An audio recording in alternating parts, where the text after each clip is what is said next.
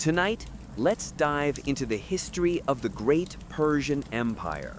Although it's known as Iran today, you've probably heard the name Persians frequently throughout history. So, sit back and relax, and let's begin. But first, please don't forget to subscribe to support the channel and like the video. Let's get started. The story is not shaped by conquest or splendor, but by a migratory movement that began on the vast grasslands of Central Asia. People gradually began to settle on the plateau that would one day be named after them. This process took place around 1000 BCE, during a period when bronze was giving way to iron, and the civilizations of Mesopotamia and Egypt were already well established. Indo-Iranian tribal groups advanced southward, bringing with them their languages, traditions, and a lifestyle based on pastoralism with horses. These migrants were not a single unified people, but rather various tribal confederations who spoke related languages and shared common cultural denominators. They called themselves Aryans, meaning the noble ones. They were ready to leave a legacy that would fundamentally change the history of Southwest Asia. However, this journey was not a sudden endeavor. Their migration continued for centuries, and they finally settled in the lands known today as Iran, Afghanistan, and parts of Central Asia. This plateau was home to the newcomers with harsh geographical contrasts. It was a region where high mountains intersected with salt deserts, and fertile valleys resembled lush oases amid arid landscapes. By the way, if you are still here, don't forget to subscribe and like the video.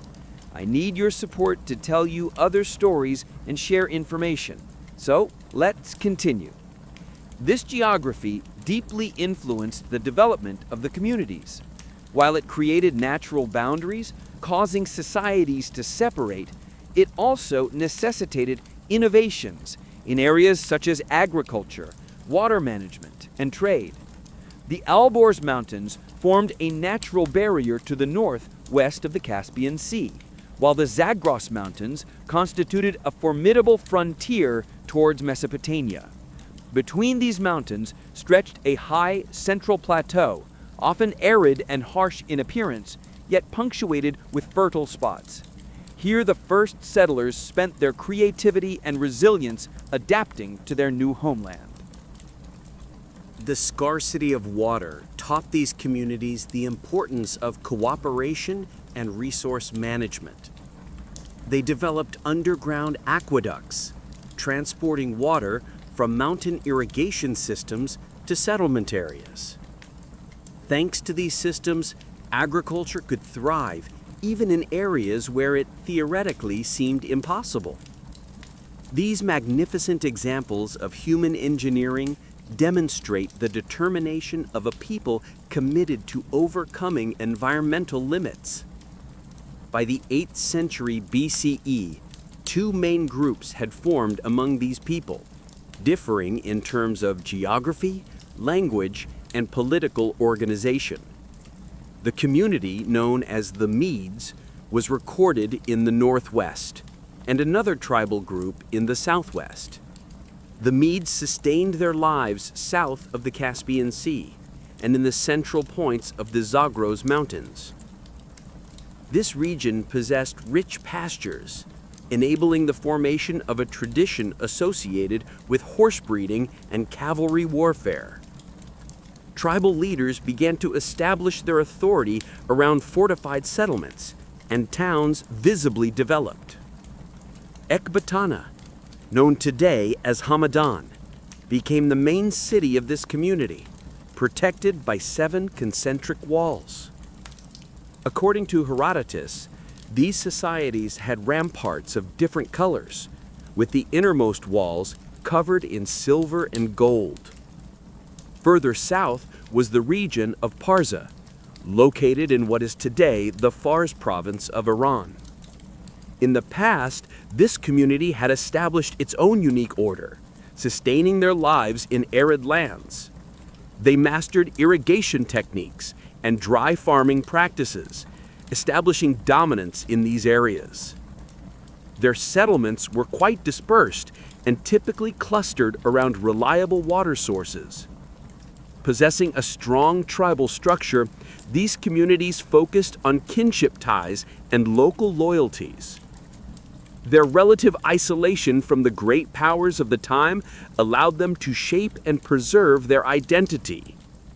Both the Medes and the Parsa revered skilled leaders alongside hereditary rights and were organized into tribes or clans. In addition to farming, these groups were often pastoralists, moving with their herds between seasonal pastures and establishing permanent settlements in suitable valleys. Yet these societies did not develop in complete isolation. To their west lay the powerful Neo-Assyrian Empire, considered one of the first true military superpowers in history. The Assyrians, with their iron weapons, professional armies, and harsh expansionist policies, had become a significant source of pressure across the Near East. Assyrian records from the 9th century BCE indicate that the Medes and Parsa were occasionally targets of military campaigns or communities paying tribute. The Assyrian threat compelled these tribes toward greater cooperation and political centralization. The Medes, being relatively closer to the Assyrian borders, felt this pressure most intensely. During this process, as leaders sought effective solutions against Assyrian aggression, various tribal alliances were formed and dissolved. Herodotus recounts that the leader who united the Median tribes under a kingdom model around 700 BCE was named Deioces. This account may be entirely historical or partly legendary. However, archaeological findings confirm the emergence of fortified settlements and social stratification by the late 8th century BCE. This corroborates the formation of a more centralized social structure. In the 7th century BCE, the gradual weakening of the Assyrian Empire between 625 and 585 BCE created an opportunity for greater autonomy for the Medes. The Median society transformed from a loose confederation into a strong kingdom, developing its own imperial ambitions. Reforms implemented by Cyaxares in the army professionalized the Median military force. They formed specialized forces of spearmen, archers, and cavalry, gaining significant war potential and ultimately reaching a point where they could challenge even the Assyrians. When the Babylonian Empire rebelled against Assyrian rule, Cyaxares capitalized on the situation, forming a strategic alliance with the Babylonians. This partnership culminated in what once seemed impossible. In 612 BCE, the glorious Assyrian capital of Nineveh was sacked. This event resonated profoundly in the ancient world, symbolizing the end of Assyrian dominance and the rise of new powers on the international stage. The Medes seized the northern regions of the former Assyrian Empire, extending their influence as far as northern Mesopotamia and eastern Anatolia. During this process of consolidating their power, various tribes who accepted Median rule were positioned as lower-level allies, or more often, as vassals. Local leaders had to acknowledge the Medes' supremacy, while retaining limited authority of their own.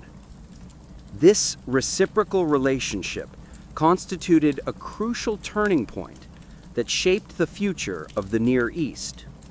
Although short-lived, the Median Empire set an important precedent for the region.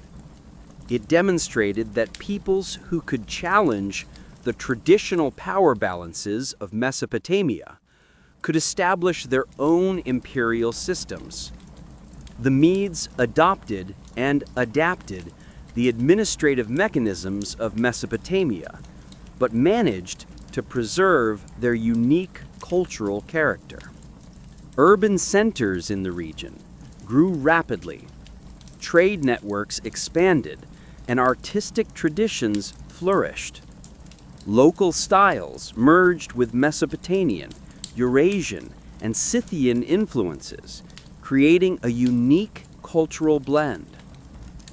Ecbatana became one of the prominent centers during this period, enhancing its prestige both as a rival comparable to the great cities of Mesopotamia and as a symbol of Median power.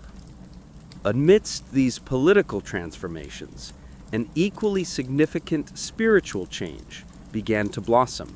While the exact time of this period is still debated among scholars, a prophet named Zarathustra, known as Zoroaster in Greek sources, laid the foundations of a reformed religion, spreading Zoroastrianism, which would become one of the world's oldest continuously practiced belief systems.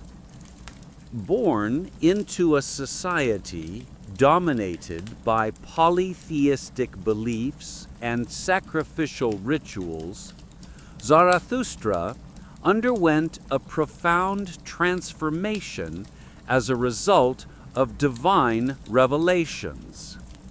With this vision, he taught the existence of a single supreme deity, Ahura Mazda, establishing a new religious understanding. The Supreme Lord, Ahura Mazda, representing wisdom and light, stood in contrast to a destructive force, Angra Mainyu, also known as Ahriman. According to Zarathustra's teachings, existence was tightly bound to this cosmic struggle between the two forces. Unlike many other ancient beliefs, Zoroastrianism emphasized the moral choices of the individual. Humans were not seen as passive pawns of the gods, but as active participants in the struggle between truth and falsehood. Through good thoughts, good words, and good deeds, they could play a positive role in this war between light and darkness. Believers aligned themselves with the support of Ahura Mazda, contributing to the ultimate victory of good over evil. The fundamental teachings of Zoroastrianism are preserved in the Gathas, the oldest section of the Avesta, consisting of 17 hymns. These sacred texts present a theological system that addresses profound philosophical issues such as free will and moral responsibility. Zoroastrianism later influenced Judaism, Christianity, and Islam. Its emphasis on the purpose and nature of divine concerns was an important source of inspiration in the development of these three major religions. Zoroastrianism spread gradually and unevenly among the regional peoples. Traditional religious practices coexisted with these new teachings, and local variations emerged. However, The emphasis on truth, ethical conduct, and cosmic order allowed Zoroastrianism to harmonize with the cultural values of the plateau region, creating a spiritual umbrella that united various communities. Simultaneously, this belief also shaped the concepts of royal governance and state organization. A just ruler was defined as a leader who upheld the truth of Asha, the cosmic order, representing the order of the universe, and who struggled against the forces of chaos and falsehood, symbolized by Druj, the lie. This understanding formed an ideological basis that legitimized imperial rule and guided the policies of future monarchs. Around 650 BCE, the history of this region was about to enter a new phase. The Median Empire had established itself as a significant political power in the Near East. The communities in the south were forging their own identity, developing distinct cultural and political traditions while simultaneously absorbing influences from their Median relatives and other surrounding civilizations. They possessed a robust military structure, administrative competence, architectural and artistic achievements, and a deep religious understanding that emphasized cosmic order and moral values. However, what was still missing was a visionary leader who could transform these elements into an extraordinary success, a universal empire stretching from the Indus to the Mediterranean, from the vast steppes of Central Asia to the shores of the Nile. This leader would emerge from the background of a prince named Kurush, known in the Western world as Cyrus. His ideas would fundamentally change not only the history of the region, but the very concept of empire. The civilization that arose under Kurush and his successors would reach the pinnacle of political organization, cultural achievement, and religious tolerance, deeply influencing all subsequent empires. But in 650 BCE, this great transformation had yet to be written. At that time, the Medes were consolidating their power from their mountain fortresses. The Parsa were establishing their unique society in the southern highlands, and the ancient power centers of Mesopotamia, Egypt, and Anatolia were maintaining their existence. Traditional rivalries and alliances persisted. No one could have imagined how much the balance of the world would shift in the coming century. Amidst all these historical events, the time was approaching for the first great dynasty, the Achaemenid Empire, to take the stage. However, before continuing this narrative, we must take a brief detour to explore the legendary roots that have shaped the Iranian identity for thousands of years. Long before written documents began to record the rise and fall of empires, stories of heroes and monsters, kings and demons, love and betrayal were passed down from generation to generation. These tales were finally compiled in the 10th century CE in the masterpiece called the Shahnameh, or the Book of Kings, by the poet Ferdowsi. Compiled long after the collapse of the old Achaemenid Empire, the Shahnameh carries the mythological and legendary traditions dating back to the earliest settlements on the Iranian plateau. These narratives are not merely restricted to being a means of entertainment. As carriers of cultural memory, repositories of wisdom, and cornerstones of national identity during periods of glory and subjugation, epics hold a significant place. The story begins with the initial creation of the world and humanity, followed by tracing the lineage of legendary dynasties. Among these dynasties, the oldest is the Pishdadian dynasty, founded by the first human ruler, King Kayumars. His descendant, a leader named Hushang, emerges who discovers fire and teaches humanity how to make metal tools.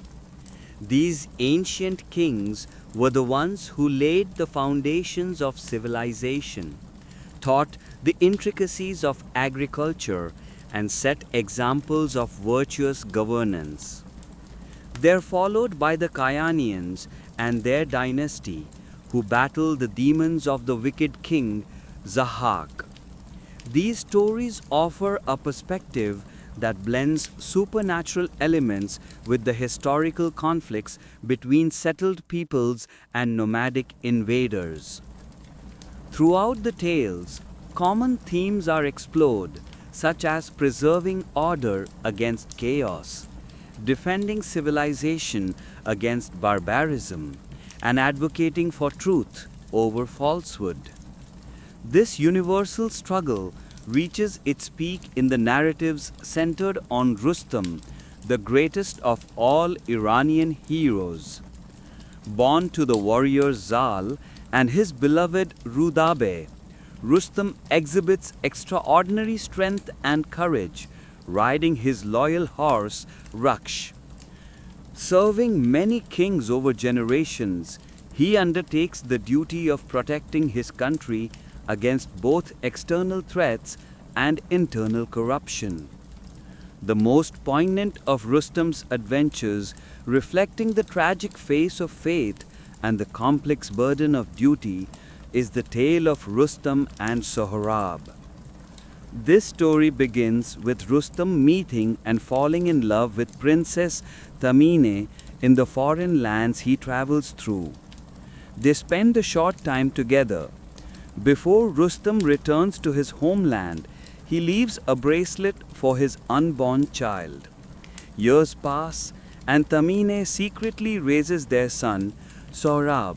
The young warrior exhibits great strength like his father, but knows him only through his mother's stories. War breaks out between two kingdoms, and tragically, fate draws the father and son into battle on opposite sides, unaware of each other's identity. The two heroes fight a single combat between the armies for 2 days. Wrestling and clashing with equal strength when the third day arrives, Rustam's experience prevails, and he defeats the young Sohrab, inflicting a fatal wound. As Sohrab lies dying, Rustam notices the bracelet he gave Takhmina years ago and experiences that calamitous moment of recognition. Rustam realizes he has killed his own son.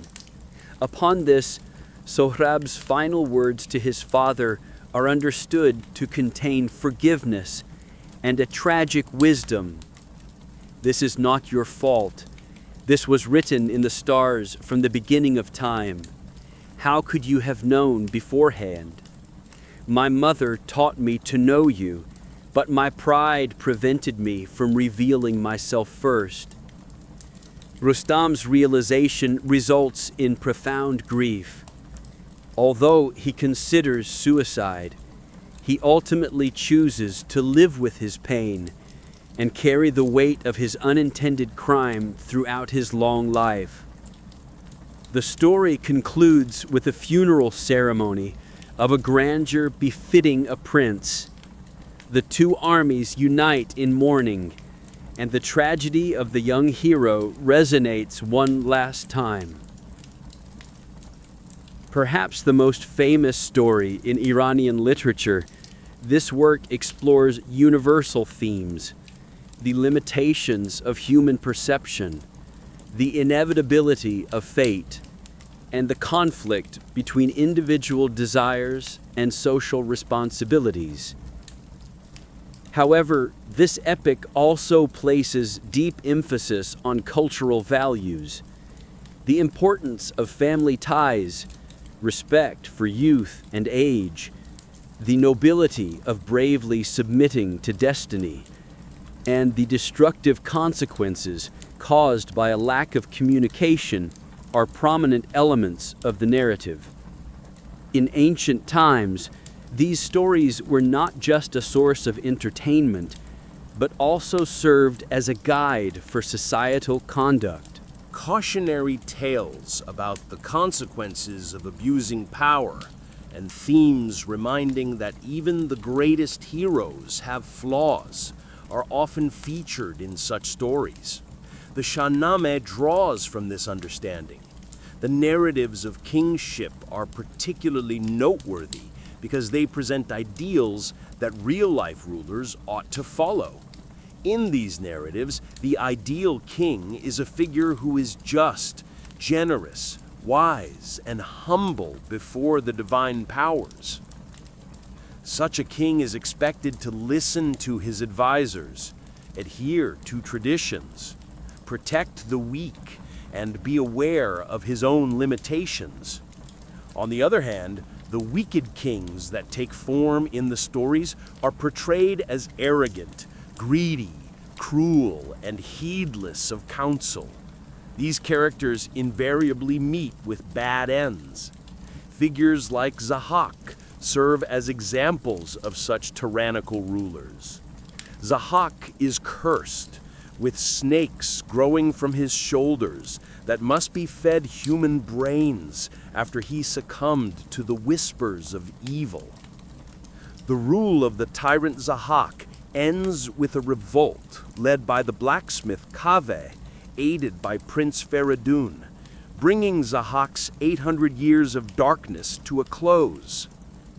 These legendary kings established symbols and ceremonies for later historical rulers, strengthening the divine splendor surrounding these figures as an element of legitimacy.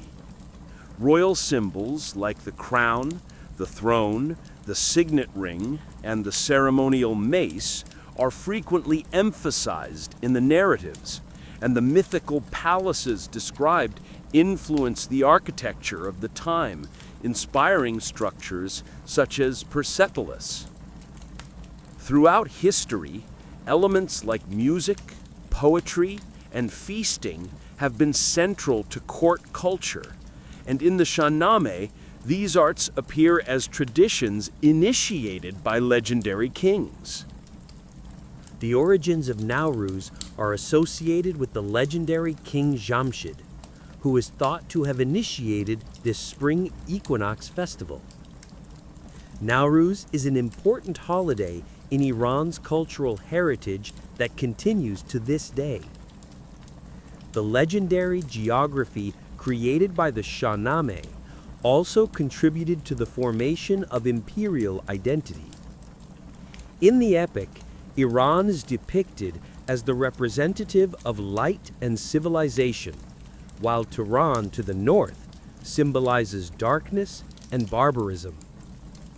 This symbolic geography would later shape real international politics, especially concerning the nomadic communities of Central Asia. Although we now turn our attention to the historical narrative and the rise of Cyrus the Great, it is important to remember that these myths continued to live vividly in the consciousness of the Iranian people throughout the imperial period. While the Achaemenid kings were preoccupied with tangible matters like administration and conquest, they both drew inspiration and strengthened their legitimacy from these ancient stories. Even as their armies advanced into Egypt and Greece, as royal couriers sped along the imperial roads, and as governors established and managed a vast bureaucracy, they viewed themselves as the heirs to these legendary origins and the protectors of the cosmic order shaped by the first mythological kings. These stories continued to be told in the palace and around the campfires. These narratives formed a common cultural foundation that bound the diverse peoples of the country together, reminding everyone from the great king to the lowest social class that they were part of a grand story originating from the dawn of civilization. The empire was not built solely by armies or governors, but also by poets and storytellers who instilled a shared sense of destiny and values in their people. As we follow the rise of Cyrus and his successors, we must not overlook this immense mythological tapestry that, beyond their military and political achievements, guided them to their greatest goals and allowed them to make sense of their world.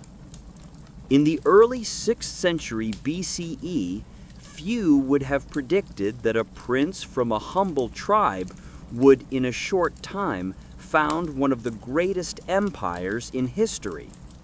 The foundations of this transformation were laid in the late Middle Ages. It begins with the story of a child named Kurush, known as Cyrus in the Western world, who was born into the ruling family of the Anshan region in the land of Parsa. The youth of this future ruler is largely shrouded in legend. According to the Greek historian Herodotus, the young prince was the grandson of the Median king Astyages, connected through his daughter Mandane, who was married to a provincial nobleman named Cambyses. According to the account, the ruler had a premonition that his grandson would one day overthrow him, and in his anxiety, he ordered the baby to be killed. However, the person tasked with this duty secretly entrusted the child to a shepherd instead of killing him, and the child was raised. According to local sources, the young ruler is described as a legitimate prince of the Achaemenid line, who had ruled over some regions for generations. Archaeological findings reveal that the Achaemenid clan, a very powerful family in southwestern Iran, maintained considerable autonomy in their homeland, while simultaneously acknowledging Median suzerainty. The person who laid the foundations of this transformation appeared on the historical stage as the ruler of Anshan around 559 BCE. During his initial reign, there were few signs of the great conquests to come. He was merely one of many kings who paid tribute to the mighty Median Empire. At this time, the world was shaped by 4 great powers. In the north, the Medes ruled from Ecbatana. To the west, King Croesus, whose wealth was legendary, controlled a large part of Anatolia. Further west was the powerful kingdom where King Nabonidus of Babylon reigned over the fertile plains and ancient cities of Mesopotamia. To the south, the pharaohs in Egypt maintained their ancient civilization rooted along the Nile River. A delicate balance was maintained among these powers through diplomacy, trade, and occasional warfare. However, no one expected a 5th power to arise from amongst these established entities and upset the entire balance. The rise of the Achaemenid dynasty began with a revolt against Median rule. According to the writings of Herodotus, there are differing accounts regarding the causes of the conflict. However, the tyranny of the Median ruler generally seems to have triggered this outcome. Babylonian sources record that the king of Anshan was chosen by his own soldiers to lead against the Medes. Whatever the reason, the outcome was clear. Cyrus's forces managed to defeat the numerically superior Median army around 550 BCE. What was even more surprising was that despite the capture of Ecbatana, Cyrus did not sack the city or massacre its people, which was a common practice at the time. Instead, Cyrus presented himself not as a foreign conqueror, but as the legitimate heir to the Median throne. He cultivated an image of a leader who respected Median traditions and incorporated them into the new kingdom as partners, not subjects. Operating with a policy of integration based on respect rather than forced subjugation, the Achaemenids developed this method as a fundamental approach to ensuring the stability of the empire. But before this vision could be fully realized, the new ruler faced immediate threats from the other powers surrounding his newly acquired territories. King Croesus of Lydia viewed the collapse of the Medes as both a threat and an opportunity. Concerned by the strengthening of the Achaemenid dynasty, but also eager to expand his own territory eastward, Croesus consulted the famous Oracle of Delphi for advice. The oracle's ambiguous response to Croesus that if he went to war, a great empire would be destroyed, led the Lydian king into war. However, Croesus failed to foresee that the empire to be destroyed would be his own. While armies typically withdrew to their camps during the winter, Cyrus launched a surprise campaign into Lydian territory. This unconventional move caught Croesus unprepared. Following an inconclusive clash in the region of Cappadocia in eastern Anatolia, Croesus, anticipating that the Achaemenid army would retreat in the spring, returned to his capital, Sardis, in accordance with tradition. But Cyrus acted decisively, catching the Lydian forces off guard and advancing all the way to the borders of Sardis. The Achaemenid king displayed his strategic genius by considering that the renowned Lydian cavalry would be powerful in open terrain. In an unusual tactical deployment, he placed camels at the forefront of his battle lines. The sharp and unfamiliar scent emitted by the camels spooked the Lydian horses, neutralizing their charge. This allowed the infantry to secure the victory. Subsequently, Sardis fell after a brief siege and all of Anatolia came under the control of the Achaemenid Empire. Following his conquests, Cyrus showed great mercy toward the defeated. While there are different claims regarding Croesus's fate, some sources claim he was burned alive, others that he was given an honorable position as a counselor in the Achaemenid court. The Lydian people were generally treated well. Local institutions were preserved, religious beliefs were respected, and Lydian nobles found a place in the administration. The former kingdom of Lydia became a satrapy, or province of the Achaemenid Empire. Both the Medes and the Lydians were now under Cyrus's authority. But this successful ruler had his sights set further east.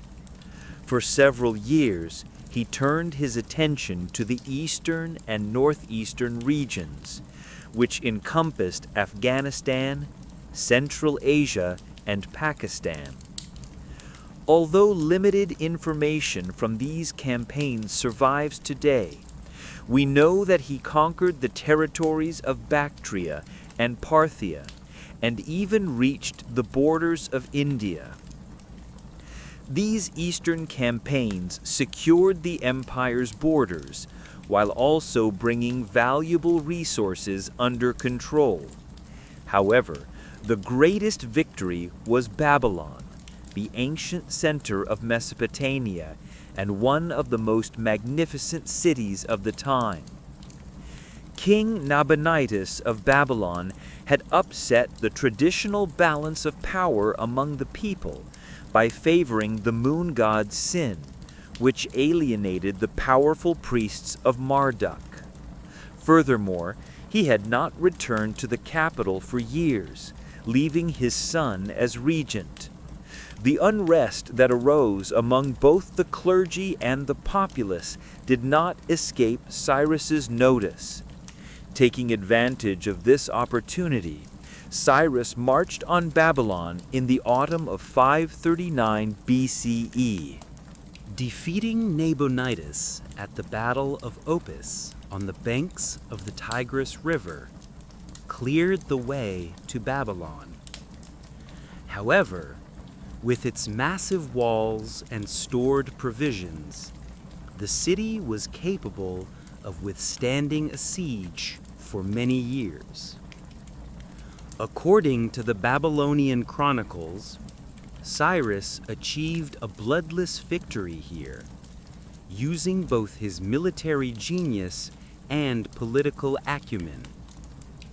His armies diverted the flow of the Euphrates River, lowering the water levels sufficiently for soldiers to pass under the walls, and this strategy allowed them to enter Babylon.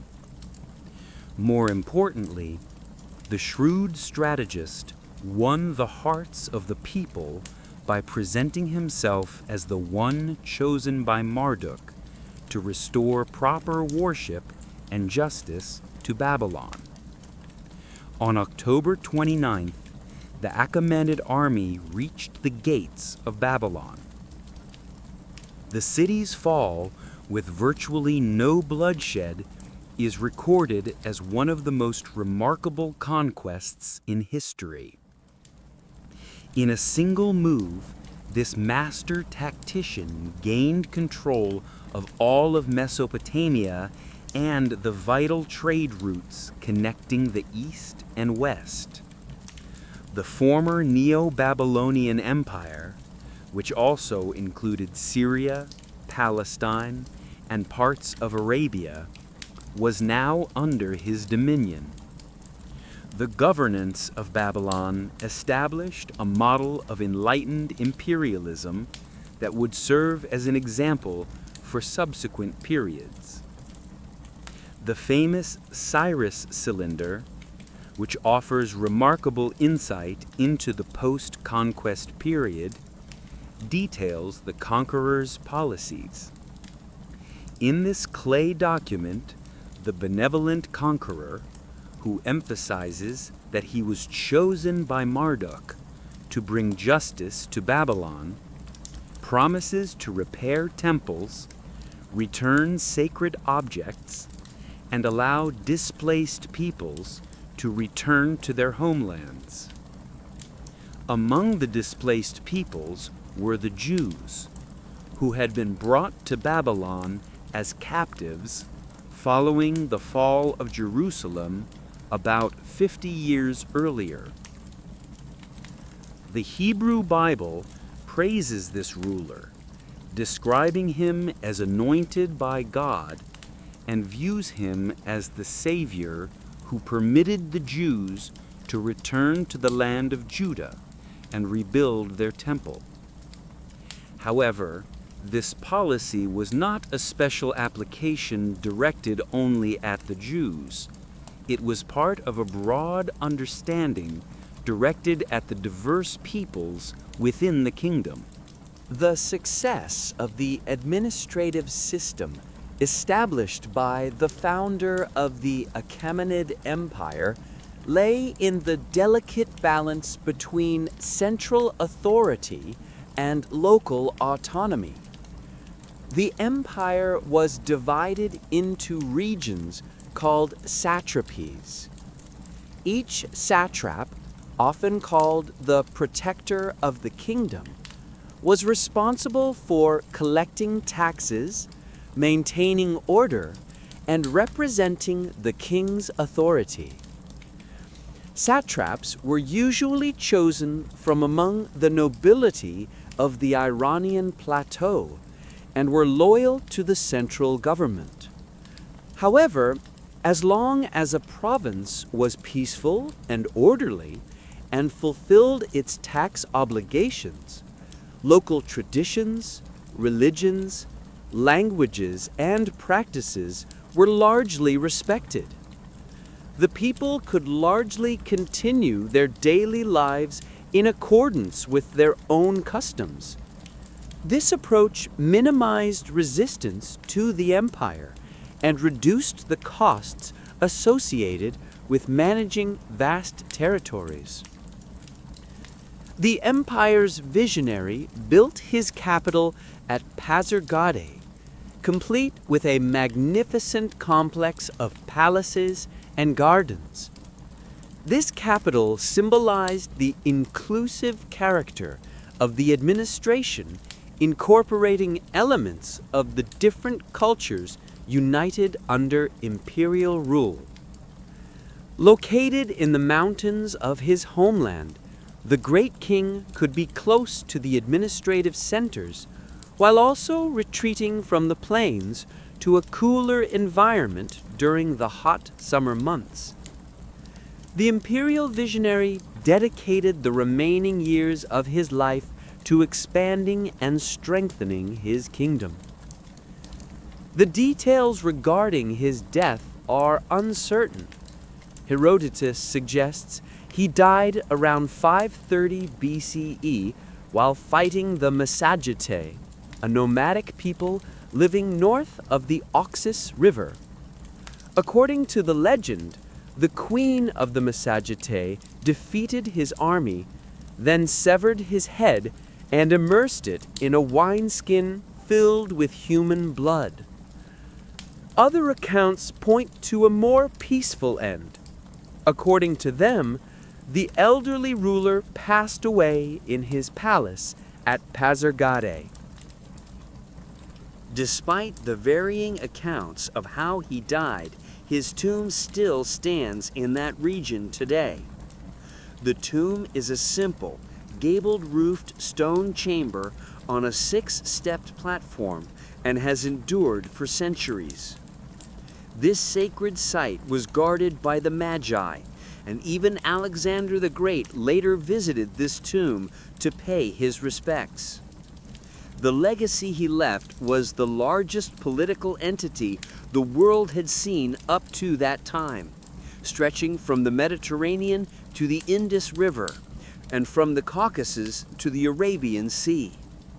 Even more remarkably, a model of governance was developed based on tolerance and inclusion rather than oppression and assimilation.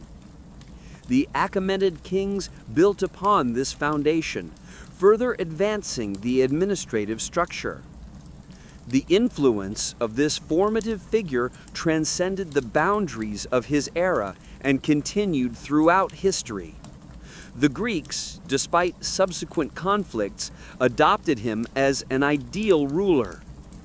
In Xenophon's work, the Cyropaedia, this leader is presented as a model of a wise, just, and virtuous ruler. The Roman Empire also adopted many Achaemenid innovations in its administrative approach and modernization processes.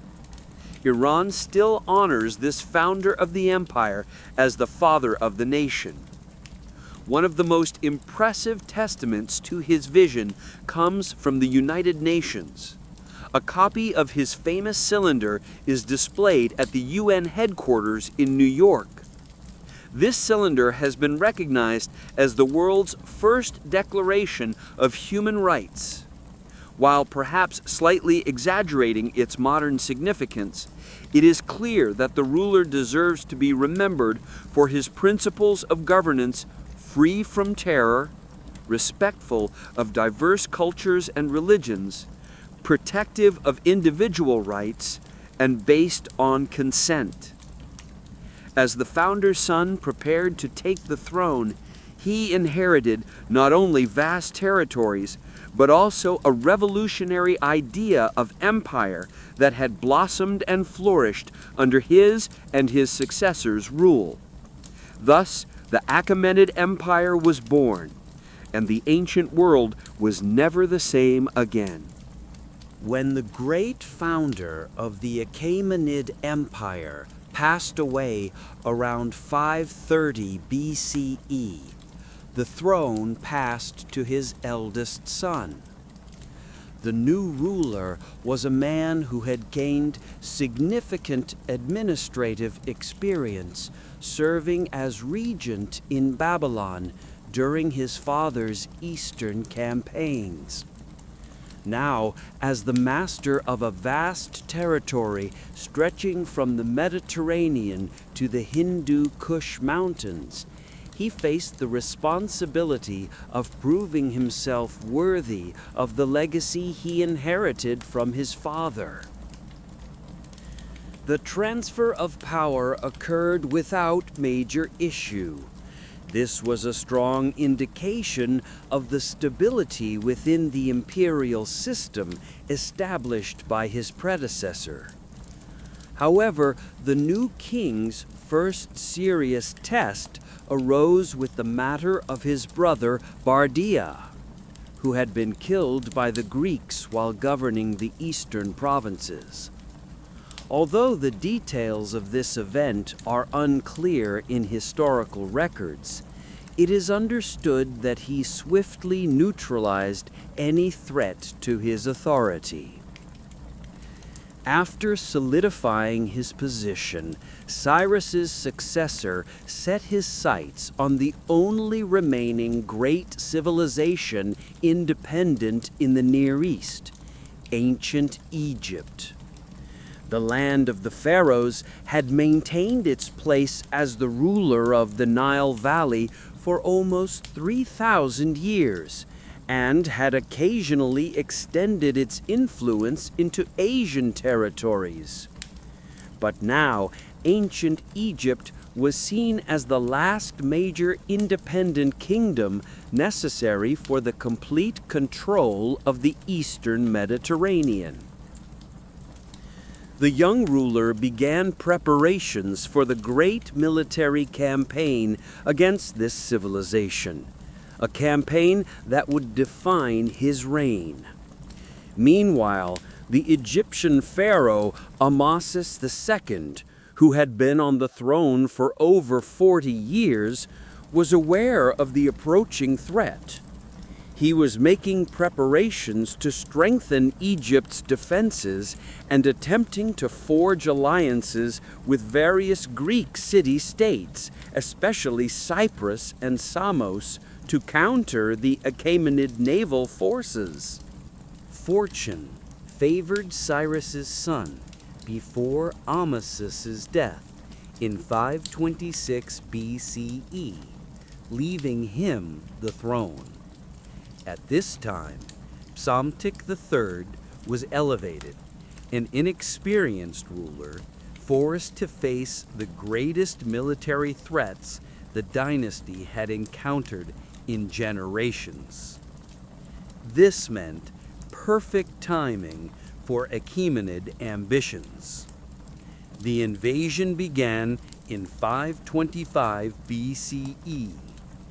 As the Achaemenid army advanced along the Mediterranean coast, the fleet, composed of Phoenician, Ionian, Cypriot, and Carian ships, formed a crucial alliance with the invading side, backed by Thanes of Halicarnassus, a former mercenary commander who sided with the invaders against the Egyptians.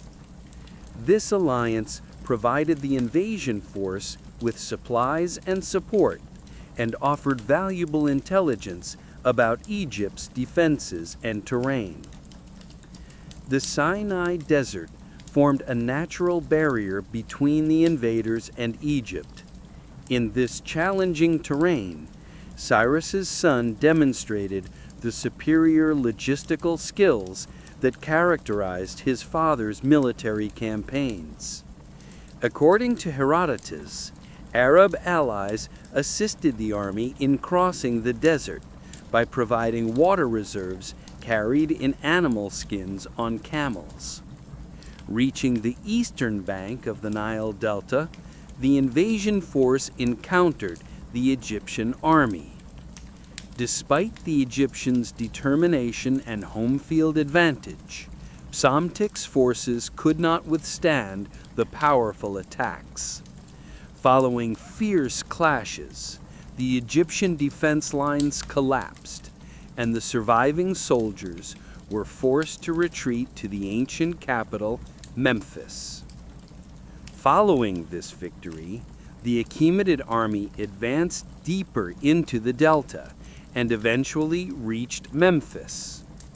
After a brief siege, the city fell, and Psamtik III was captured. Initially, he was treated with respect, as was customary for defeated rulers. However, when evidence emerged that the pharaoh was involved in a rebellion plot, the conquering power ordered his execution. With the fall of Memphis in 525 BCE, Egypt became a satrapy of the Achaemenid Empire.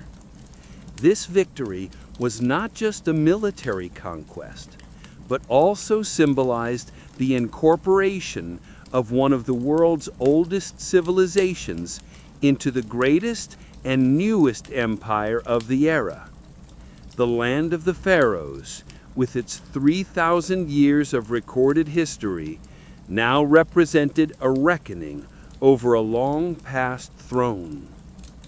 Cyrus's son did not merely conquer Egypt.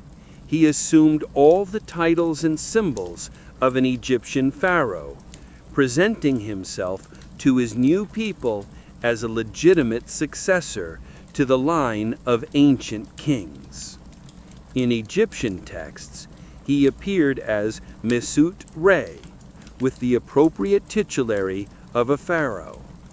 Inscriptions show him kneeling in the stance of a traditional Egyptian king, making offerings to the ancient gods of the Nile. This kind of cultural accommodation reflected an understanding of adapting to local monarchical traditions rather than imposing foreign ones, paralleling the imperial philosophy established by Cyrus's father. However, not all his policies were so conciliatory. Herodotus recounts the ruler's irreverence and cruelty in Egypt, recording events such as the killing of the sacred Apis bull, the desecration of royal tombs, and the mockery of Egyptian religious traditions. While these accounts may be exaggerated or entirely fabricated, they likely reflect the later Egyptian dissatisfaction with Achaemenid rule and contributed to a negative portrayal of Cyrus's son in classical sources. Modern historians viewed this period more evenly. Archaeological evidence reveals records of a proper burial for an Apis bull during his reign, suggesting he maintained this tradition of respect. Grasping the importance of their central roles in Egyptian society, the ruler seems to have supported the powerful temple establishments. With Egypt secured, the ruler's ambition grew further. He planned military campaigns against Carthage in the west and Ethiopia in the south. However, the campaign against Carthage was aborted because the Phoenician fleet refused to attack their own colonies. The sailors were willing to serve the empire, but that service did not include fighting against their kin. The southern campaign into Nubia achieved some success, extending imperial influence beyond the first cataract of the Nile into modern Sudan. However, an attempted march to the Siwa oasis in the desert tragically ended when a massive sandstorm wiped out thousands of soldiers. Although the historical validity of this event is debated, it placed a serious obstacle on imperial expansion in Africa. After addressing imperial matters during his approximately 3-year stay in Egypt, the ruler was forced to return eastward. However, during his return journey, one of the most dramatic events of his reign erupted. A man claiming to be the king's brother had seized the throne. Whether this individual was the real brother, previously reported as killed, or a pretender named Gaumata, as mentioned in some sources, remains one of history's unresolved mysteries. Regardless of his identity, this person garnered significant popular support, particularly due to a proposed 3-year tax holiday across the empire. This sudden revolt darkly shaped the final days of the ruler, who hastily mobilized to reclaim his throne. The ruler lost his life in this effort. The circumstances of his death, like his life, remain shrouded in mystery. Herodotus suggests he was accidentally wounded by his own dagger while attempting to mount his horse. This wound became infected and fatal. Local rumors suggest his death occurred in Damascus. This tragic situation left the Achaemenid Empire at a critical juncture, as there was no legitimate heir to immediately take the throne. The first serious succession crisis occurred at a disastrous time for the imperial stability of the era. Less than a decade after its founding, the empire faced a great test. Contemporary Greek historians often portrayed Cyrus's successor as a madman, prone to irrational outbursts of anger and cruel behavior. Herodotus includes stories of this ruler killing the son of one of his loyal counselors with an arrow to prove his sobriety. Furthermore, acts such as burying 12 nobles alive and executing people for minor offenses darkly showcase his rule. Such narratives have cemented his place among history's ruthless rulers. However, these negative depictions must be balanced against the successes he achieved during his reign. The empire reached its largest geographical extent during his leadership prior to the reign of Darius I. The conquest of Egypt, in particular, is considered a significant achievement. His administrative policies in Egypt, a much older civilization, continued his father's principle of cultural respect, ensuring these ancient lands harmonized with the imperial system. The death of Cyrus's successor in 522 BCE brought a chaotic end to the first phase of imperial expansion. The young Achaemenid dynasty, still fresh and with limited experience in succession, was now facing the threat of losing everything it had established. This rapidly rising empire, led by father and son, had now reached a historic crossroads. In a period of deep uncertainty, a new figure emerged. Although not a direct descendant of Cyrus, he was destined to be one of the greatest of all Achaemenid rulers. Darius, a nobleman from the royal family, was on the cusp of a great transformation. He would soon seize the throne, eliminate the usurper, and solidify his own legitimacy through both military prowess and detailed ideological justification. The policies and systems implemented by Darius defined the character of the Achaemenid Empire for the next 2 centuries. Yet, in the late summer of 522 BCE, no one could foresee that this imperial crisis would later give rise to extraordinary stability and prosperity. The succession crises following the death of Cambyses had brought the young empire almost to the point of fragmentation. Although the precise details remain veiled in conflicting accounts, one inscription from the period makes it clear. A man claiming to be the deceased king's brother had ascended to the throne. However, whether this person was the real prince or a pretender named Gaumata, as recorded in later historical writing, is still debated among scholars.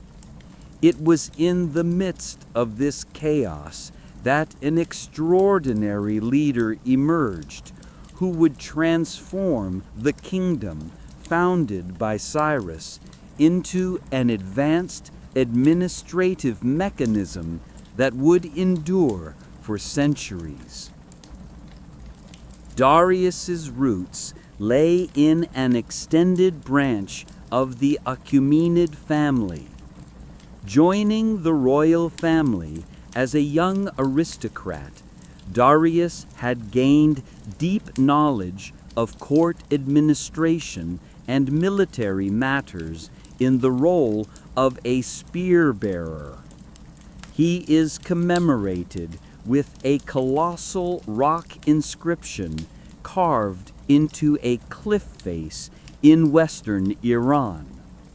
The details of this monument make his legacy even more significant.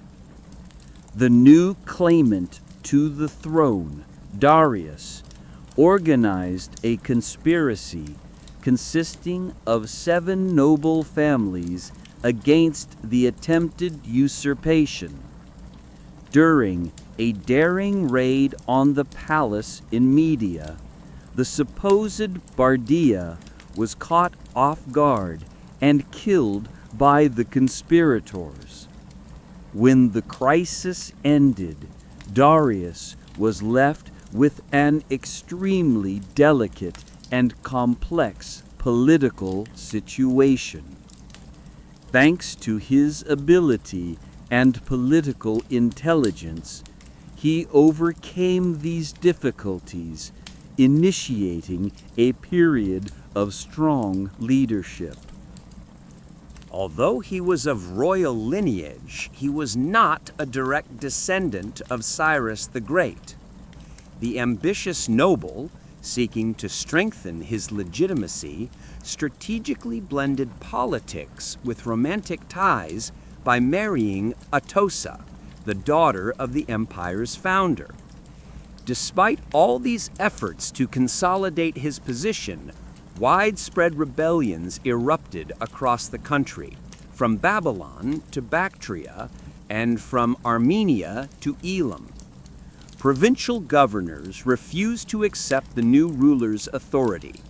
Inscriptions reveal that through his military skill, strategic acumen, and, when necessary, methods of ruthless suppression, he fought a total of 19 battles in 1 year during a period when 9 different individuals declared themselves king. The resolute commander finally succeeded in quashing all the revolts. The magnitude of these victories cannot be ignored. The empire founded by Cyrus was pulled back from the brink of collapse through sheer willpower and military capability. The new ruler managed to preserve the unity of this massive territory, which spanned 3 continents and encompassed diverse cultural regions. After solidifying his throne, the ruler proved himself to be not only a capable general, but also an extraordinary administrator. He possessed the administrative genius to transform the loosely organized territories of his predecessors into a cohesive state structure with standardized systems of governance, taxation, and communication. He divided the empire into approximately 20 provinces, or satrapies, each governed by a satrap directly appointed by the crown. These provincial governors, typically chosen from aristocratic families, were responsible for tasks such as collecting taxes, dispensing justice, maintaining order, and, when necessary, supplying troops. Although they held powerful authority, the ruler established a system of checks and balances by appointing separate military commanders and imperial secretaries in each province to prevent them from developing independent power bases. Royal inspectors, known as the king's eyes and ears, traveled throughout the provinces, monitoring the activities of the officials and reporting directly to the throne. These agents could appear unannounced in any region, investigate complaints, and had full authority to correct abuses of power. Through this effective surveillance system, even the most distant regions could be kept under central authority. With a standardized tax system, the ambiguous and temporary tribute arrangements of previous years came to an end. Each satrapy was assessed a fixed annual tribute amount based on its resources and productive capacity. For example, Babylon paid the equivalent of approximately 25 tons of silver annually, while resource-poor regions like Bactria contributed less. These revenues were used to finance the royal court, the standing army, massive construction projects, and the administrative structure, in addition to facilitating tax collection and trade across the vast empire. Furthermore, the first standardized imperial coinage was introduced during the great ruler's reign. The gold daric and the silver siglos served as reliable currency for state transactions and commercial activities. Minted with consistent weight and purity, these coins found widespread circulation, significantly increasing economic integration across regions that had previously relied on barter or local exchange systems. The famous Royal Road was a tangible example of this ruler's extraordinary administrative vision. Extending for 1,500 miles from Sardis in western Anatolia to Susa in southwestern Iran, this road functioned as an artery that strengthened the empire's connectivity. Regular rest stations were located along this road, supported by bridges built over major rivers. In addition, mounted couriers, tasked with carrying messages across the entire empire, ensured uninterrupted communication. These couriers could complete the task of information transmission in less than 2 weeks. Herodotus expressed his admiration for the empire's communication efficiency, emphasizing that neither heavy snow, torrential rain, scorching heat, nor the darkness of night prevented these couriers from completing their route swiftly and successfully. This strong emphasis on communication clearly demonstrated a sophisticated understanding of imperial governance. While military might was effective in conquering local regions, efficient administration required rapid information transfer and consistent royal commands. This detailed network of roads and courier services allowed the central government to quickly intervene in rebellions, natural disasters, or administrative issues even in distant provinces. These administrative innovations were also supported by legal reforms. The ruler encouraged provinces to codify their own local laws while establishing certain fundamental principles that were universal across the region. Royally appointed judges were tasked with refining local legal systems, particularly in cases concerning imperial interests or disputes between different ethnic groups. All these reforms demonstrate a vision of imperial unity and inclusive governance far broader than military conquests. This vision, initially laid down by Cyrus's policy of cultural respect and inclusivity, was transformed by his ultimate successor into the necessary administrative framework for effective governance. They created a model that inspired all subsequent imperial projects across Eurasia. This model shaped the foundation of a multinational empire. In 518 BCE, the skilled administrator realized the idea of establishing a ceremonial capital befitting the power and complexity of the empire. The structure at Persepolis represented a style unique to ancient Persian architecture. Construction began on a magnificent complex of palaces, reception halls, and administrative buildings atop a grand terrace, dominating the surrounding plain. Although Persepolis was not primarily an administrative center, it functioned as a crucial ritual site. Cities like Susa, Babylon, and Ecbatana continued to serve as imperial capitals during different seasons. However, Persepolis took on the special role of a ritual area where the empire's power and ideology were displayed architecturally and ceremonially. Every spring, delegates from the provinces would gather here for the New Year festival, presenting their tribute as a symbol of their allegiance to imperial authority. The most striking part of Persepolis was the great audience hall, called the Apadana. This section was supported by 72 columns, each 21 meters high. Detailed reliefs were carved by sculptors alongside the majestic staircases leading to the hall. These reliefs depicted representatives of 23 different nations presenting gifts to the king. These carvings, still visible today, visually and strikingly reflect the diversity of the empire.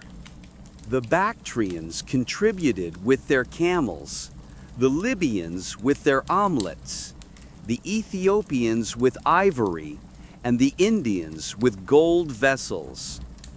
Persepolis dramatically showcased this diversity and wide-ranging cultural interaction.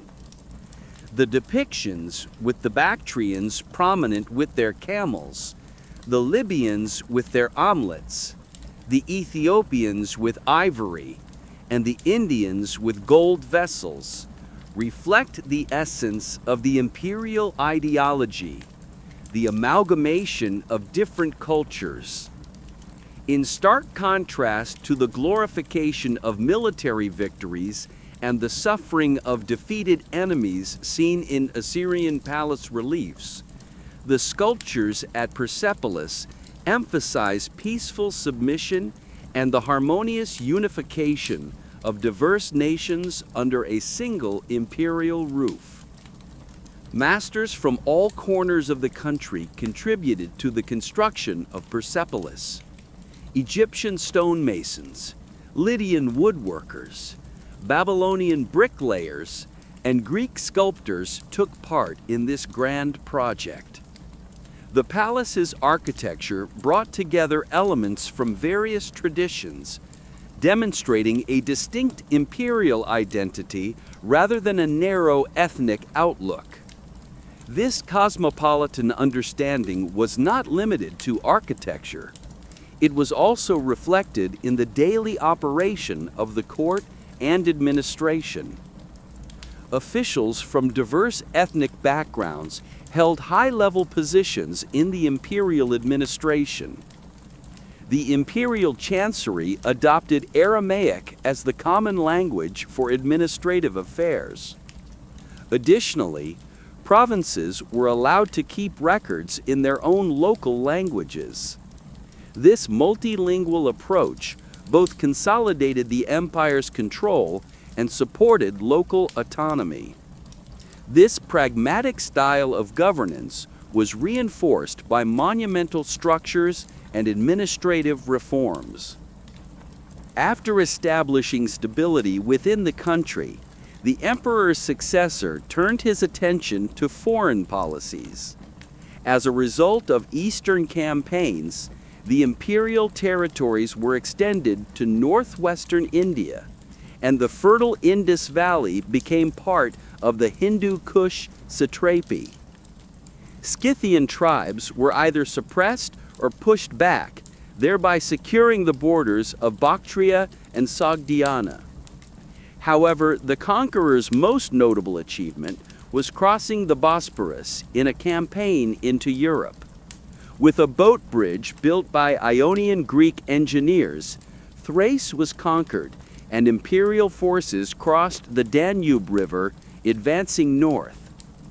While this European campaign did not achieve all its objectives, it solidified the empire's presence across the Aegean Sea and created a direct impact on Greek culture.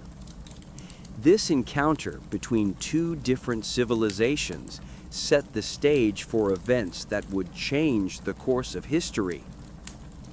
The struggle between a powerful empire on one side and a community of independent city-states on the other led to profound consequences, particularly toward the end of the Ionian Revolt.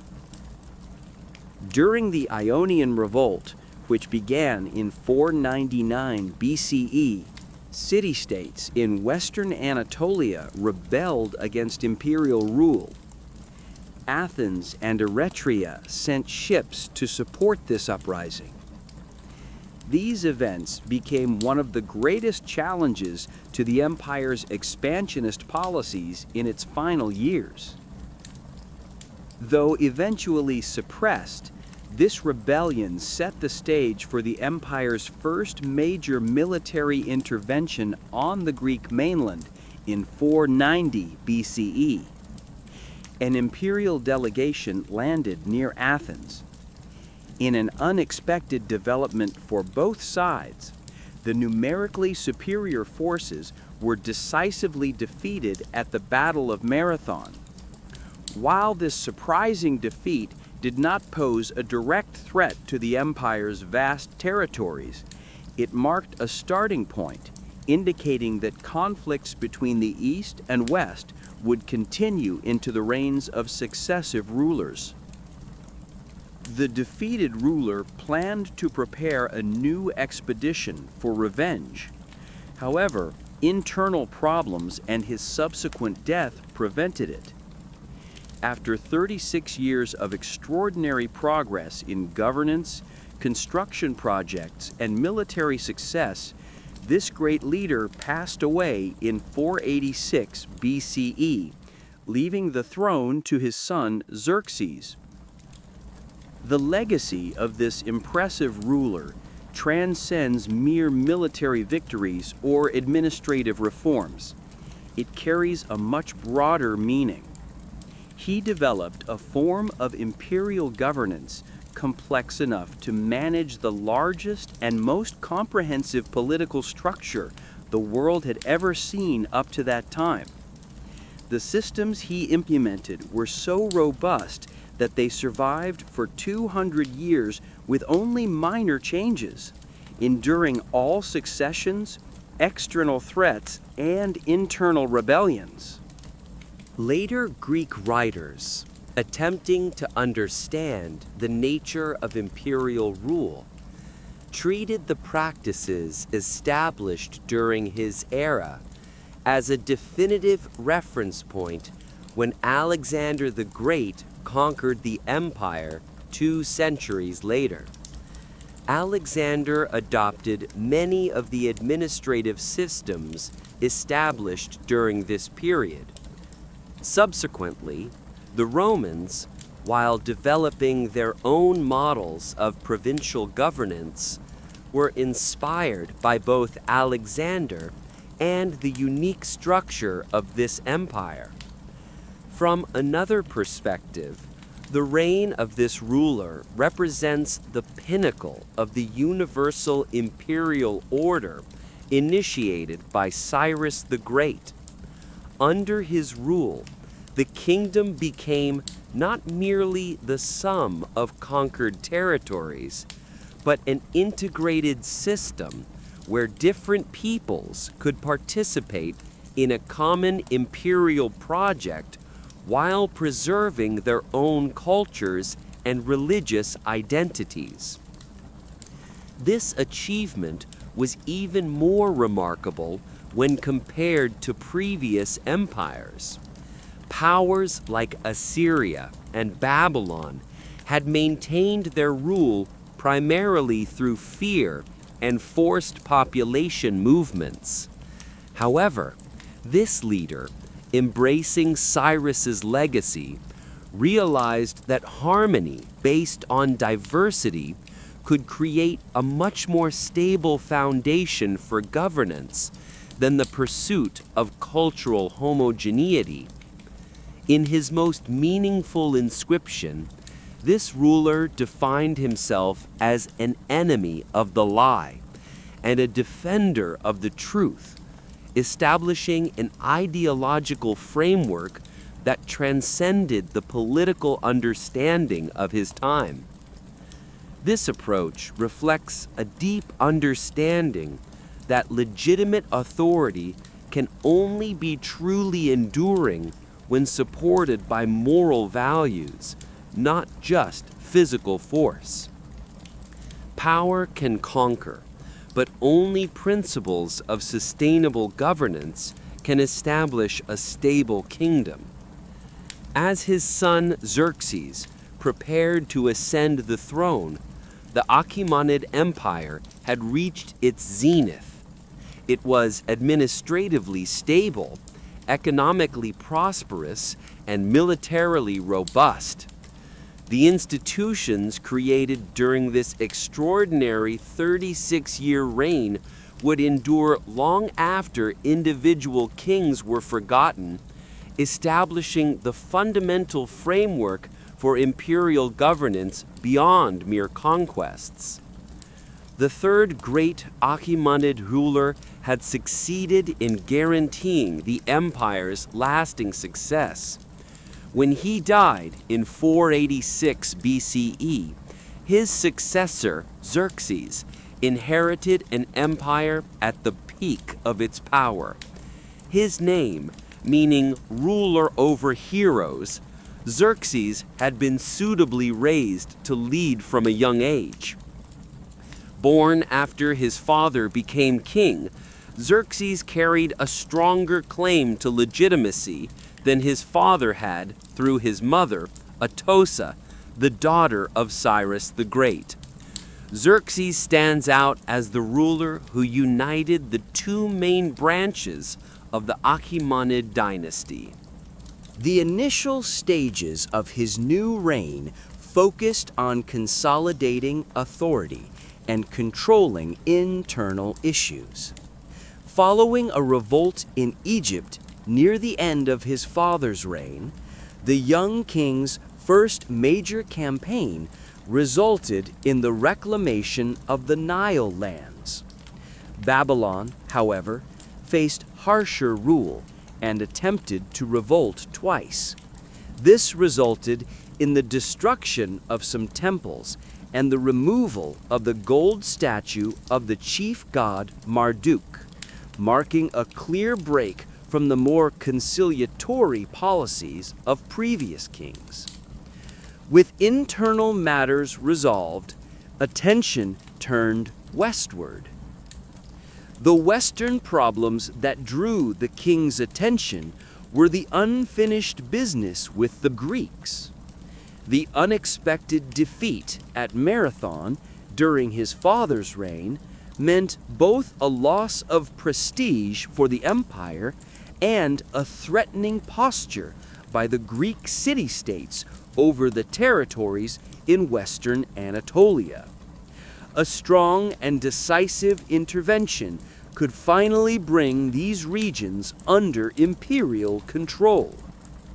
Preparations for the Greek campaign were conducted systematically and comprehensively, worthy of the lineage of a great ruler, with resources drawn from the vast territories for 4 years. Supplies were stockpiled, ships were built, and troops were gathered from various regions. These preparations were on a vaster scale than anything the Mediterranean world had seen before. According to Herodotus's records, the army consisted of more than 2 million people. Although this number is clearly exaggerated, modern historians suggest an army of approximately 200,000 ground troops and a fleet of 1,200 ships. This massive army reflected the multi-ethnic structure of the empire. Scale-armored immortals, Bactrian cavalry from the depths of the east, Ethiopian archers from the south, and Phoenician commanders managing the naval fleets were ready, each with its own weaponry, tactics, and dynamic structure. This great expedition set off to reach the other side of Hellas. Engineers at the modern Hellespont, Dardanelles, succeeded in building 2 pontoon bridges using hundreds of ships connected with linen and papyrus ropes. After the first attempt was destroyed by a storm, Herodotus recounts that the enraged ruler ordered the sea to be whipped. While this narrative may have been exaggerated or entirely fabricated by Greek sources, it strikingly demonstrates the limitless imperial ambition of the rulers of the East. Eventually, the rebuilt bridges allowed the massive army to cross from Asia to Europe. In the spring of 480 BCE, after a previous fleet had sunk in the waters around Mount Athos, workers dug a canal across the base of the peninsula, aiming to avoid the dangerous waters. This task took exactly 3 years, with workers laboring incessantly 7 days and 7 nights. Advancing southward through Thrace and Macedonia, this great force drew attention not only for its military might, but also for the engineering achievement that astonished the people of the time. While most local forces surrendered without resistance, the army's advance became almost unstoppable. The northernmost groups of Greek peoples symbolically offered earth and water as a sign of their submission. However, only a coalition led by Athens and Sparta were preparing for serious resistance. Even this combined force was only capable of opposing a small fraction of the invaders. The first major clash occurred when the Greek forces, commanded by Spartan king Leonidas, attempted to halt the invaders' southward advance for 3 days at the narrow coastal pass of Thermopylae. The defenders successfully held their positions against repeated assaults. The disciplined Greek hoplites, fighting in tight phalanx formation, inflicted heavy casualties on the lighter armed troops sent against them. However, the course of the battle changed when a local guide showed the imperial forces a mountain path, allowing them to encircle the Greek positions from the rear. Realizing the gravity of the situation, Leonidas withdrew the majority of his forces. Yet he remained on the battlefield with 300 Spartans and a few Thespians to cover the retreat and continued the resistance. Although this final stand resulted in complete defeat. This defeat would be remembered in history as one of the most courageous acts of resistance against overwhelming odds, becoming a symbol of bravery. The land route was now open for the invaders. The royal army advanced into central Greece, capturing and destroying Athens, whose populace had already been evacuated to the islands. This moment might have suggested the war was entirely won. However, an unexpected naval defeat would fundamentally alter the course of the campaign, and the dreams of victory would be dashed. This allied Greek fleet, though smaller in number, had retreated into the narrow straits between Athens and the Isle of Salamis. In late September of 480 BCE, the imperial fleet was steered into these narrow waters, but the numerical superiority turned from an advantage into a disadvantage. Unable to maneuver properly in the confined space and struggling with communication due to the ensuing chaos, the navy suffered a crushing defeat.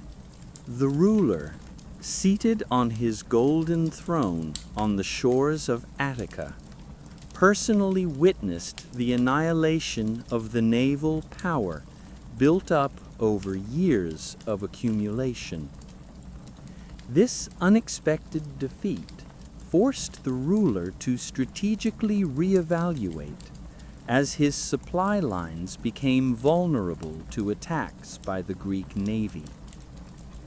The royal commander made the decision to withdraw the majority of his forces to Asia, leaving modernized troops under his generals to continue operations. The following year, in 479 BCE, the new campaign season ended with a decisive confrontation. A united Greek army, led by Sparta, defeated the forces of Mardonius in tough battles that occurred almost simultaneously on two different fronts. The rebuilt Greek fleet solidified its victory by destroying the grounded imperial ships off the coast of Mycale in Anatolia and defeating the land forces supporting these ships. These defeats marked the end of the empire's attempts to directly conquer the Greek mainland, although they continued the strategy of protecting their territories in Anatolia, Thrace, and Macedonia. The empire never again launched a major expedition into the heart of Greece.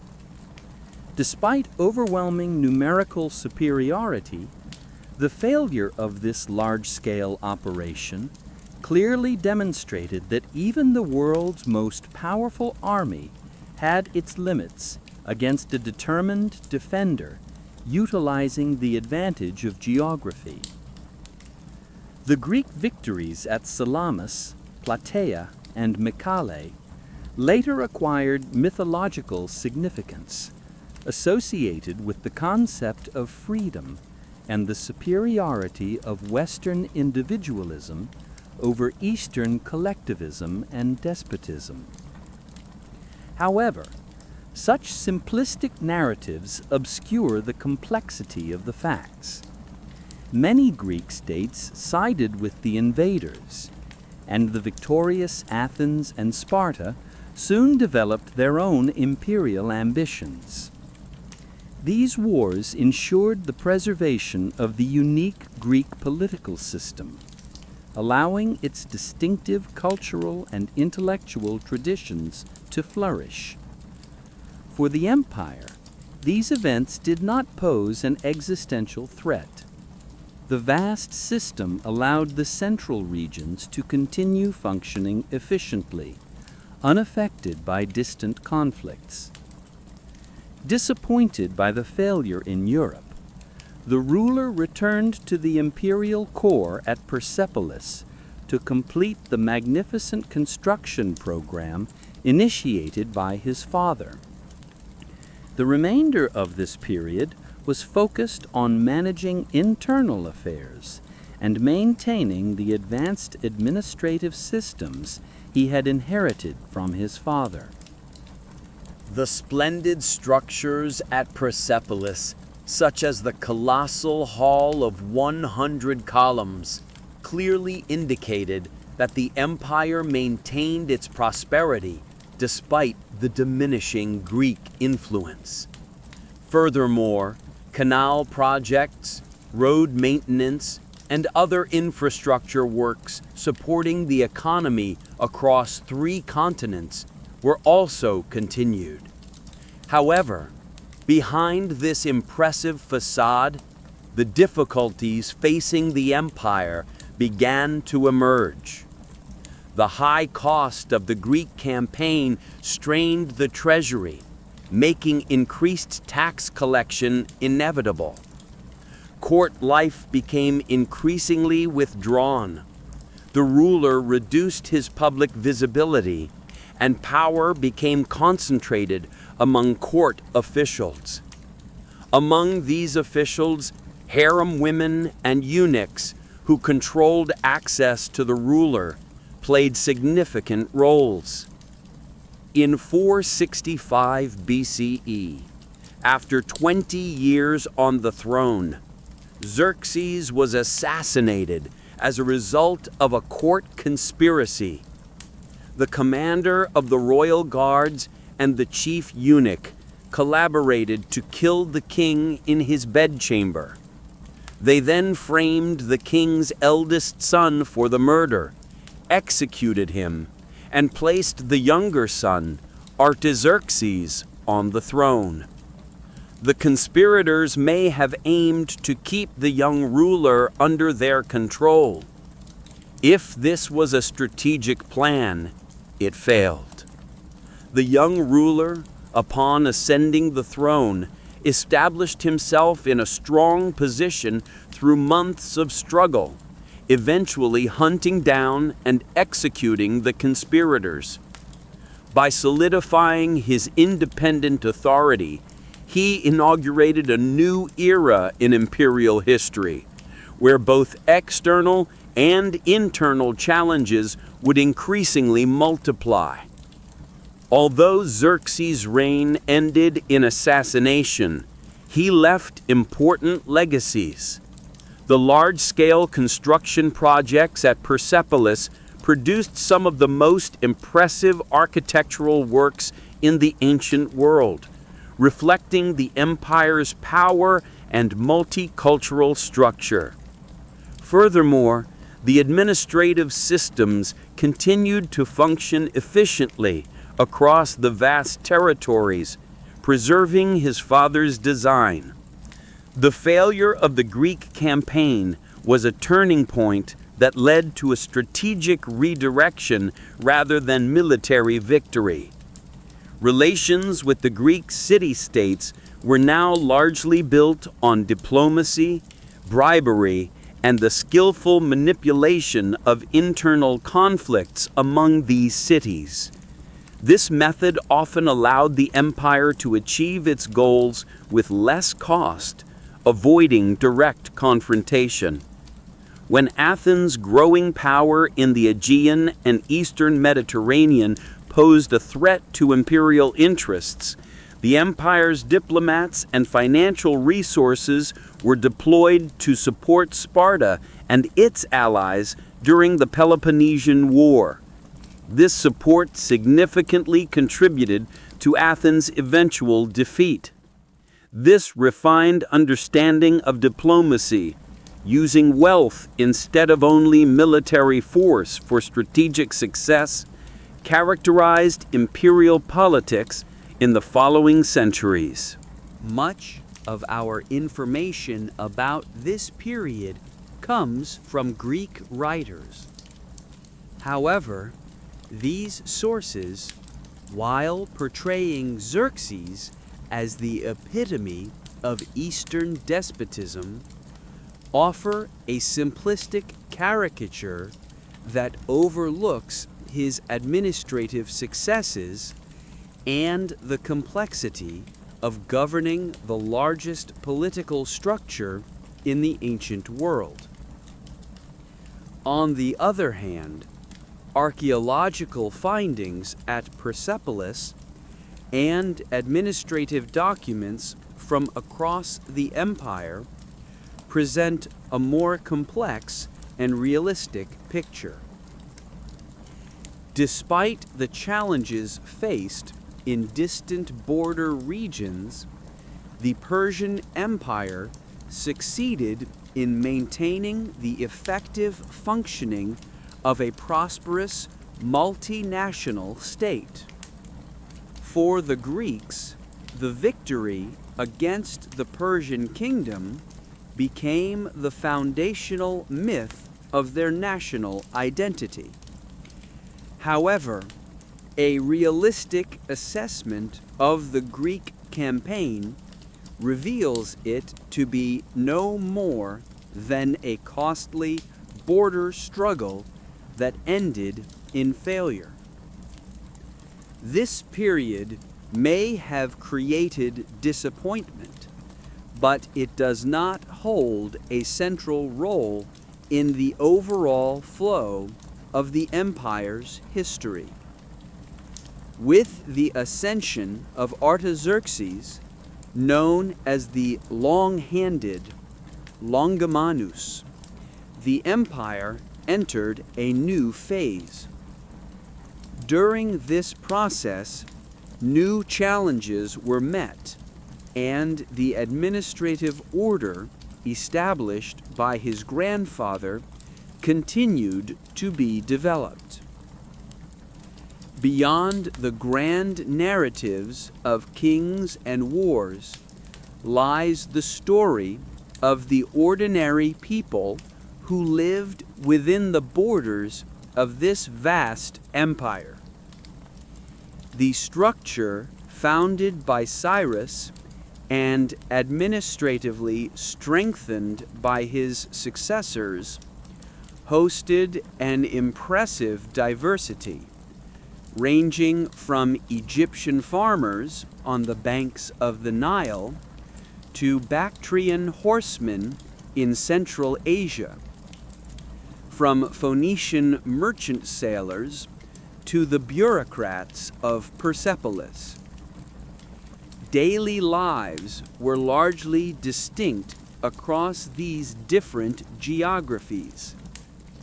The imperial administration managed to create common structures of existence across all territories.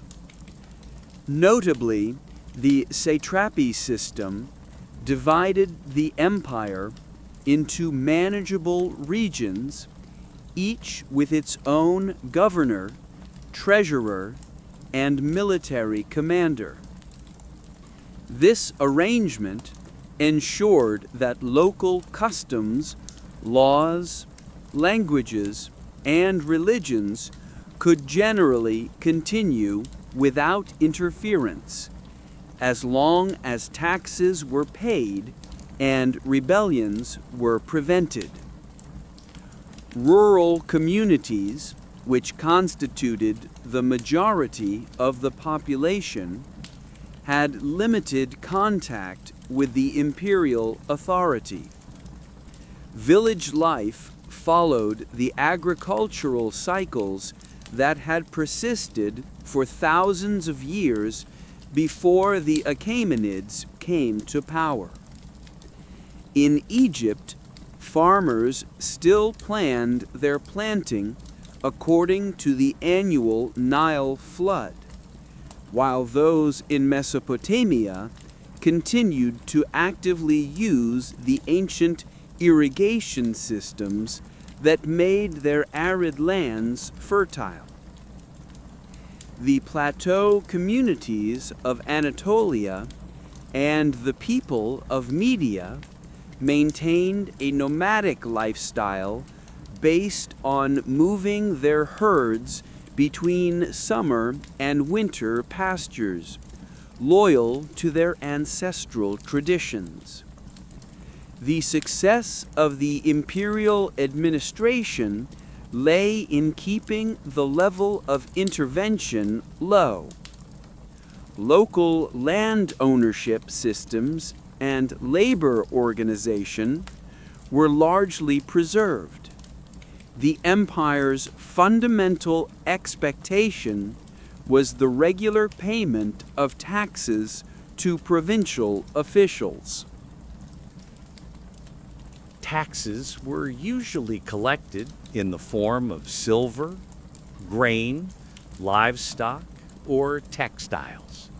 And these resources supported the functioning of rural administrative units, the standing army, and the expenses of the lavish court.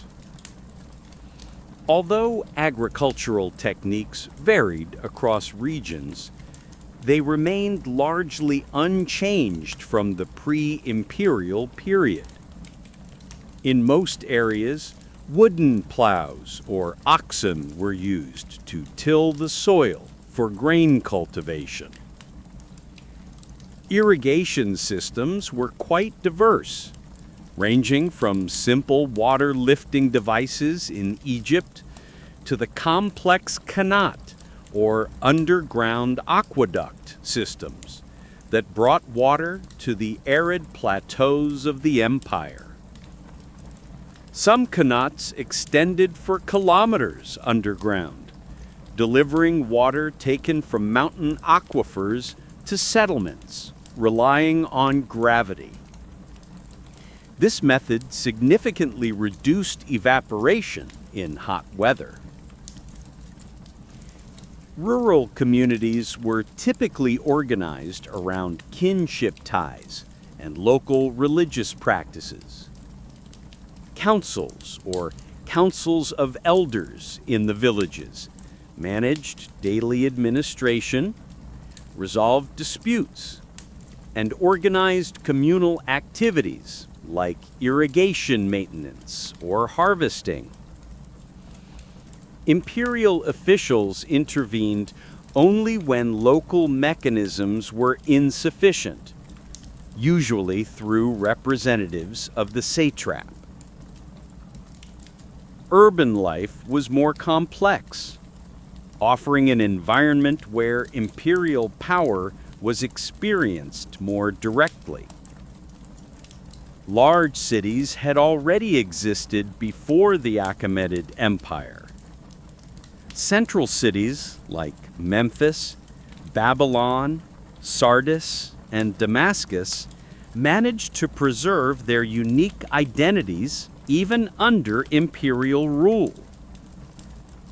These ancient urban centers continued their traditional roles as hubs for administrative, religious, and commercial activities.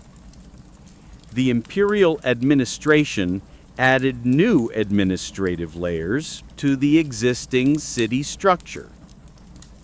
Elements like tax collectors, military garrisons, and imperial officials became integral parts of the provincial capitals.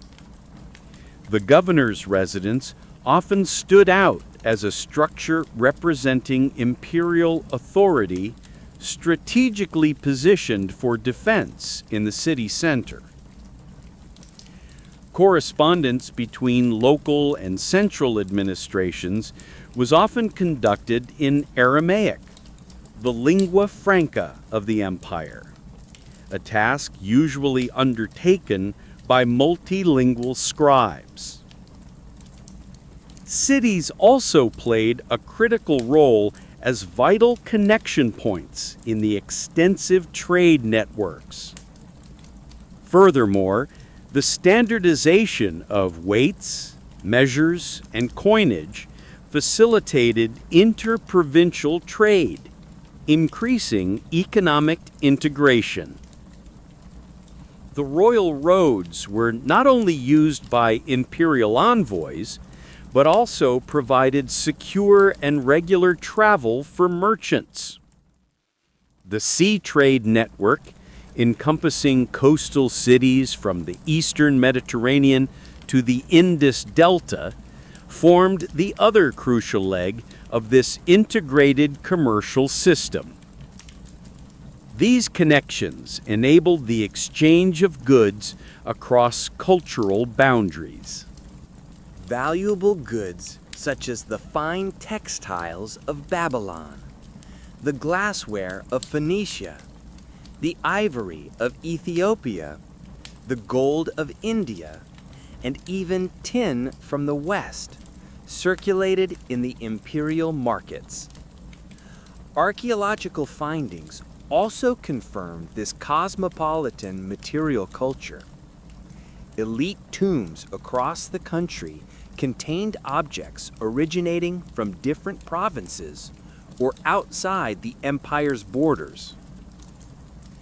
Garrison settlements established across the provinces represent an interesting development in urbanization. These settlement areas, where veteran soldiers often received land grants in exchange for service, typically housed individuals from diverse ethnic groups. Units from the imperial center, local soldiers, and sometimes mercenaries, particularly Greeks from beyond the border, formed these communities. Over time, these military colonies developed unique identities, becoming multicultural centers where various languages, traditions, and religious practices blended. Marriages between soldiers and local women further contributed to the emergence of new mixed identities. Archaeological excavations in these regions bear the traces of impressive cultural syntheses born from the fusion of various traditions, architectural structures, everyday objects shaped by diverse influences, and burial practices containing elements from multiple cultures showcase this diversity. Administrative capitals like Susa, Babylon, Ecbatana, and Persepolis maintained their privileged positions within this urban structure, holding significant importance. These cities showcased the splendor of imperial power through their monumental architecture, elaborate court ceremonies, and the presence of elites from around the world. At the same time, these centers, where the highest administrative decisions were made, functioned as the multicultural heart of the empire. In this context, the imperial ideology found its clearest expression and effectively projected its power. Persepolis, in particular, embodied the imperial dream in stone. Rather than adapting ancient cities inherited from history for imperial use, this ceremonial capital was entirely constructed to represent Achaemenid power.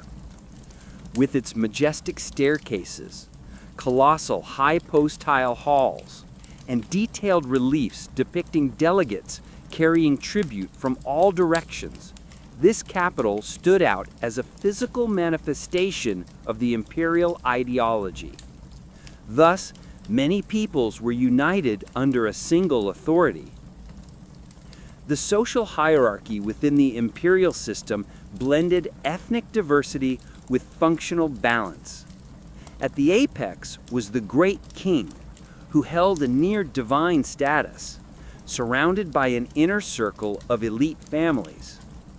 Among this circle, the famous 7 families stood out, having been instrumental in the king's rise to power and retaining the highest positions and special privileges in subsequent generations.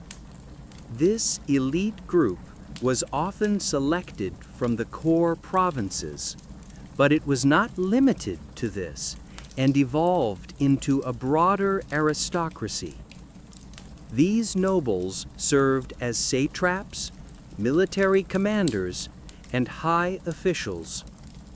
Imperial policy further ensured sustainable imperial stability by integrating the local elites of conquered regions into the ruling class, thereby creating a shared stake that transcended ethnic boundaries. In the mid-Achaemenid period, individuals from Egyptian, Babylonian, and other ethnic groups were included in the higher service ranks of the empire. Educated professional groups such as scribes, engineers, doctors, and architects held a mid-level position in the social hierarchy. These specialists could attain significant status based on their competence, regardless of their ethnic origin. The imperial administration valued and rewarded the contributions of qualified experts. Specialists from different nations, such as Babylonian astronomers, Egyptian physicians, Greek engineers, and Aramaic scribes, found their place in the imperial system. The foundation of society was composed of farmers, artisans, and laborers, who made up the vast majority of the population. However, the social status of these groups could vary significantly depending on the local customs of the region they inhabited. Egypt and Babylon were notable for their complex social structures in the pre-imperial periods. Society was shaped by various classes, ranging from free citizens to enslaved populations. In the core of the empire, a 3-tiered structure consisting of aristocrats, free commoners, and a dependent labor class existed. Slavery was widespread throughout the kingdom, but was practiced in different ways across different regions. Unlike plantation slavery in the Americas, ancient slavery mostly arose as a result of debt, penal sanctions, or warfare. Enslaved individuals were mainly employed in household work, crafts, mining, and large-scale agriculture. The legal status of women also varied according to local customs rather than a single standard across the empire. In multinational empires, there were also clear differences between legal situations and social roles. Elite women in the middle strata held considerable economic rights. They could own property, engage in trade, and in some cases, assume administrative responsibilities. Archaeological findings and written sources show women managing large-scale agricultural lands and workshops, employing hundreds of workers. Women in the royal court, due to their proximity to the ruler, wielded significant influence. Queens, queen mothers, and princesses possessed large personal fortunes, managed their own households, and took active roles in succession and appointments. The Persepolis tablets reveal an early example of social justice, indicating that female workers received equal pay to men performing the same duties. The practice of equal pay for equal work in Babylon and Egypt constitutes a significant example of ancient legal traditions in this regard.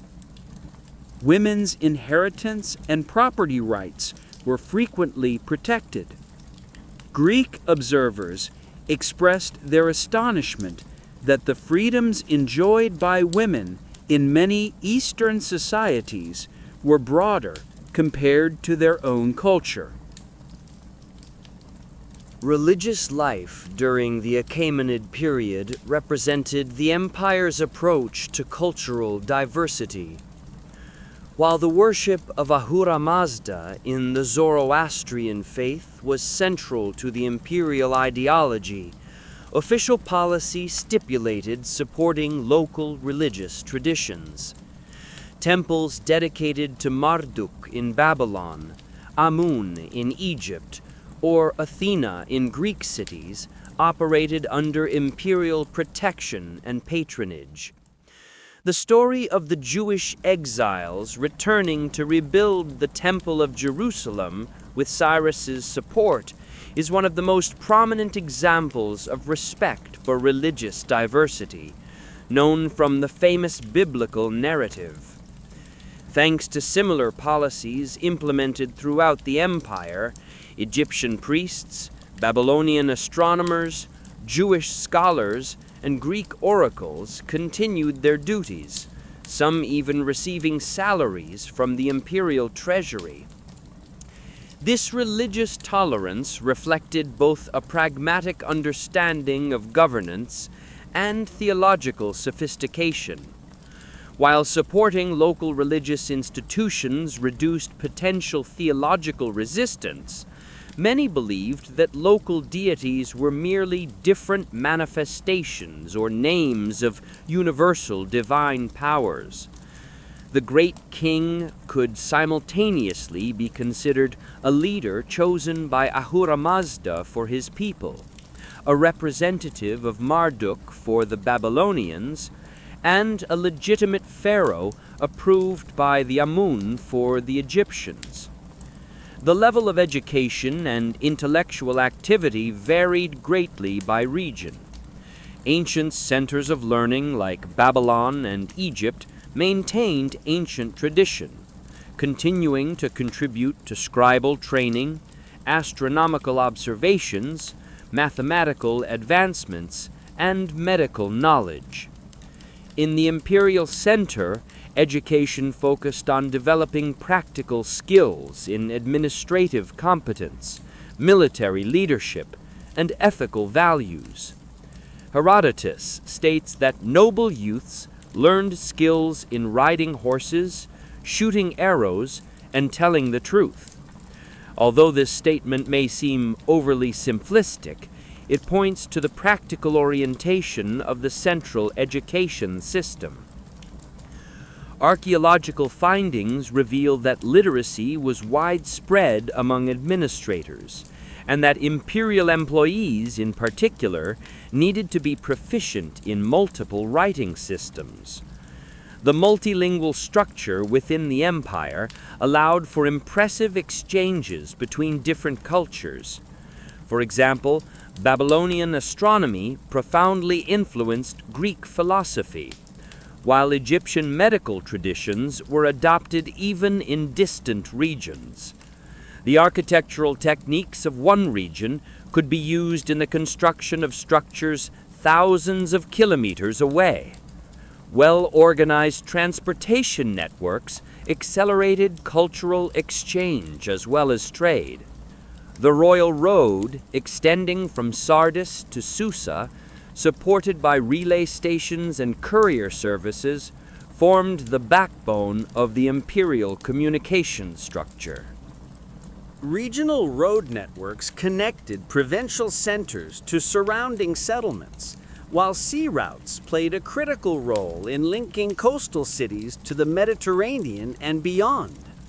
Phoenician, Greek, and Egyptian ships facilitated the spread of both goods and ideas.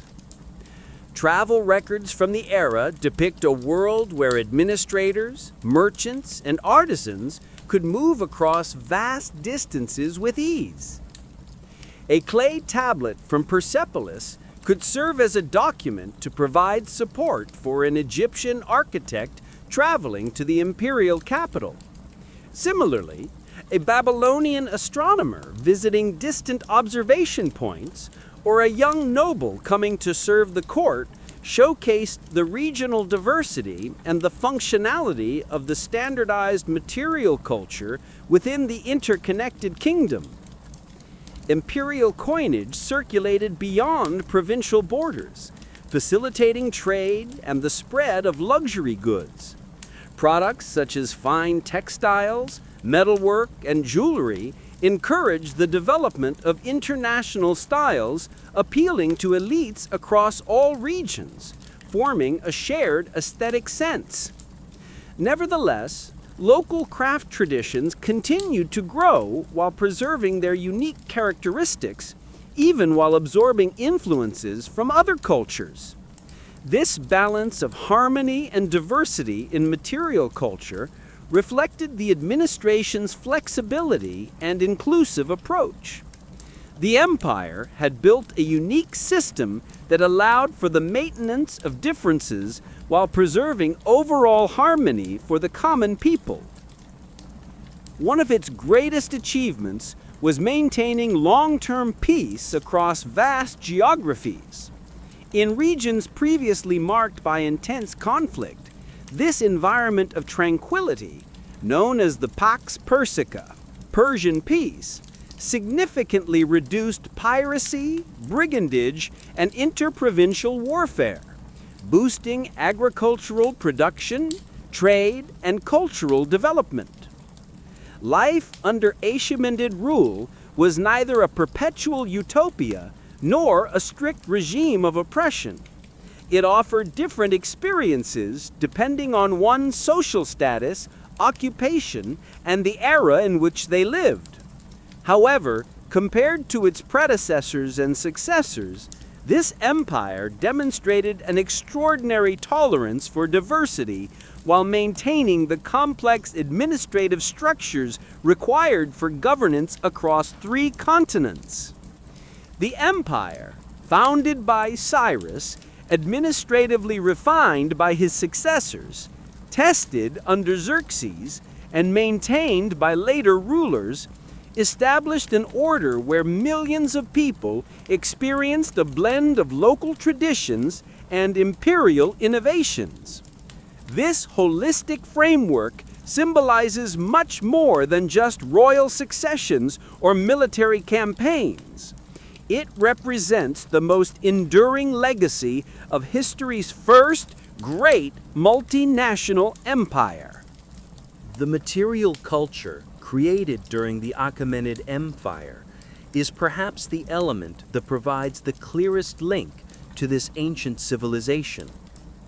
Although written sources offer important information, much of it is limited by the biased perspectives of external observers.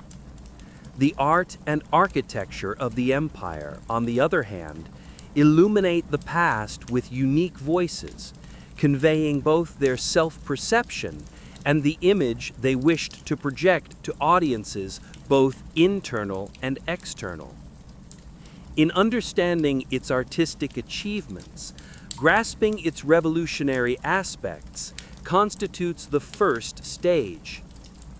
The Achaemenids, initially rulers of a marginal region, did not start with a profound artistic tradition. However, they quickly stepped onto the world stage. Moreover, they encountered the advanced artistic traditions of ancient civilizations like Mesopotamia, Egypt, and Lydia.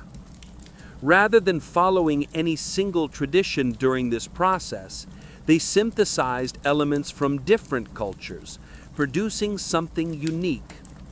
This artistic sensibility, known as the First International Royal Style, visually brought to life the empire's ideology of unity in diversity.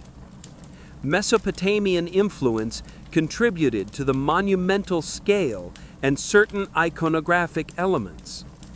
Egyptian contributed expertise in stone carving and a distinct aesthetic sensibility, while Anatolian kingdoms offered architectural forms and decorative motifs. Greek influence is observed in sculptural techniques, and elements from Central Asia shaped ceremonial metalwork in particular.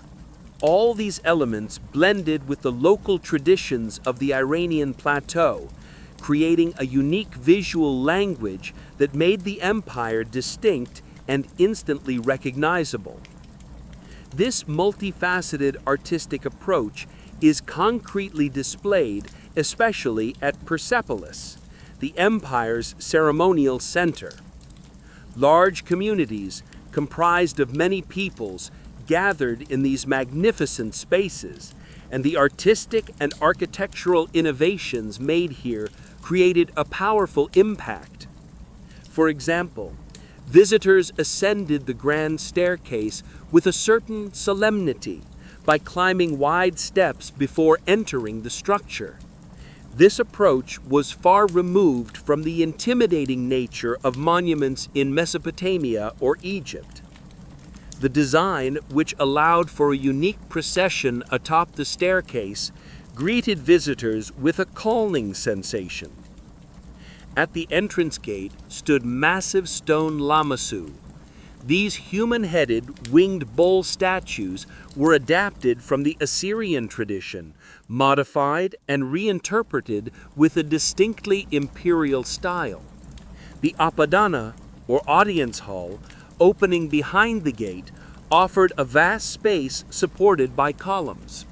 These columns differed from the tightly packed clusters of columns in Egypt, or the low, small-scale arrangements in Greek architecture. While the columns of Persepolis appear more slender than others, they are notable for reaching extraordinary heights, providing unparalleled openness and light to the interior spaces. This innovation was made possible by advanced engineering knowledge and flawless stone carving techniques. Furthermore, the relief sculptures located directly above the Apadana staircase are considered the most prominent visual narrative of the imperial ideology. Here, representatives of 23 different countries present their gifts to the great king in a carefully orchestrated ceremony. Each group is depicted wearing their own unique local clothing and carrying products specific to their region, moving with a formal solemnity as an orderly symbol of peaceful obedience to the central authority. In contrast to the themes of brutal conquest and subjugation of captives often seen in Assyrian palace reliefs, these sculptures present the imperial rule based on harmony and reconciliation. The tribute-bearing groups move freely while preserving their cultural identities, simultaneously contributing to the grand imperial project. Their physical structures also support this approach, becoming an artistic reflection of the worldview. These delegates from different regions are not grouped geographically, but are arranged in an alternating order.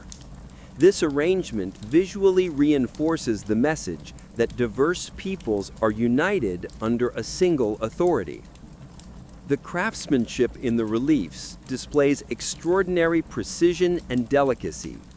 Textile textures are meticulously rendered, and facial features reflect ethnic differences without being caricatured. Every object depicted in the reliefs, vessels, weapons, and animals, is detailed with great precision. The animals are rendered so accurately that archaeologists can identify the origins of the materials and animals used in these depictions. This detailed work serves an almost documentary purpose, showing the region's diversity to viewers who lived far away. A similar sculptural program continues in the famous Hall of 100 Columns within the Persepolis complex. The reliefs depict the king and his throne beneath the winged symbol of Ahura Mazda. On other staircases, members of the court and the imperial guards are meticulously rendered in formal order, showcasing their weapons and special costumes. Furthermore, the tribute scenes complement the similar depictions in the Apadana, reinforcing the core message of diverse peoples voluntarily participating in the imperial center. Artisans from Babylon and Elam brought their own traditions, adding new contributions to the art. The result of these efforts is not merely a combination of various styles, but a genuine synthesis and the formation of a new artistic language. This collaborative approach, drawing from diverse sources, but adapting them to a consistent imperial vision, also manifested itself in other imperial sites, such as Susa. One of Darius's foundational inscriptions explicitly states that the palace was built with a multinational workforce. Medes and Egyptians worked the gold. Woodwork was completed by craftsmen from various regions. Babylonians laid the baked bricks, and Medes and Egyptians contributed to the wall decorations. Beyond Persepolis and Susa, lavish architectural projects showcased the empire's presence across the provinces. The design of Cyrus's tomb complex at Pasargadae stood out as a landscape marvel that celebrated the empire's royal power and dominion over nature. In this area, a royal park, or paradise, derived from the old Persian word for garden, was shaped. Formal gardens, water channels, and elegant pavilions came together in this carefully planned, nature-based design. The idea of the Garden of Paradise continued to influence landscape design for thousands of years, from the Mediterranean to India. All the capitals of the empire, from Sardis to Xanthos, were regulated in a manner suitable to local conditions. These regions were in various satrapies, such as Lydia, Phrygia, and Lycia. Archaeological findings provide clues about administrative structures, where imperial architectural styles were combined with local traditions. These administrative structures embody the flexible governance approach of the Achaemenid Empire.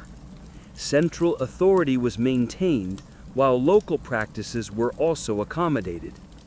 In parallel, portable artworks, monumental structures, luxury vessels, and precious metals from the Achaemenid period aesthetically reflected this unified synthesis of cosmic politics. The famous Oxus treasure constitutes one example symbolizing technical skill and sophisticated design. This collection, a fusion of traditions, features finely wrought anatomical details and stylized animal motifs.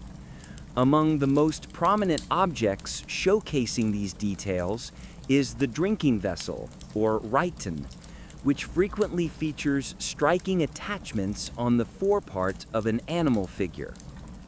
These sophisticated vessels, products of advanced metalworking skills, became status symbols across the region and beyond. Their practical function in elite drinking ceremonies allowed them to symbolize participation in the imperial court culture. Textile production, although less preserved in archaeological remains, is notable for the extraordinary level of sophistication it reached. Contemporary sources speak of various luxury products, from magnificent carpets adorned with figures to garments embellished with extremely complex embroidery and patterned fabrics sold at high prices. The famous later produced Alexander mosaic reflects actual examples of imperial fabrics bearing signs of luxurious weaving and craftsmanship adorned with complex patterns and figures. Jewelry and personal adornments also reached a high level of sophistication in the hands of artisans under imperial patronage. Examples such as bracelets with intricate granulation and animal figures, and finely detailed enameled earrings showcase the craftsman aesthetics of this period. These works demonstrate unique technical mastery by blending different traditions such as Lydian granulation, Central Asian animal motifs, and Egyptian-specific stone carving techniques. Carved seals and cylinder seals, representing glyptic art, developed a distinctive artistic tradition while playing a vital role in imperial administration. Official seals combined imperial iconography with administrative functionality, carrying both practical and symbolic meanings. The motif of the royal hero, a crowned figure subduing wild animals or mythological creatures, was frequently seen on these official seals, visually reinforcing royal authority on documents. Imperial coinage represents another meaningful artistic and practical expression.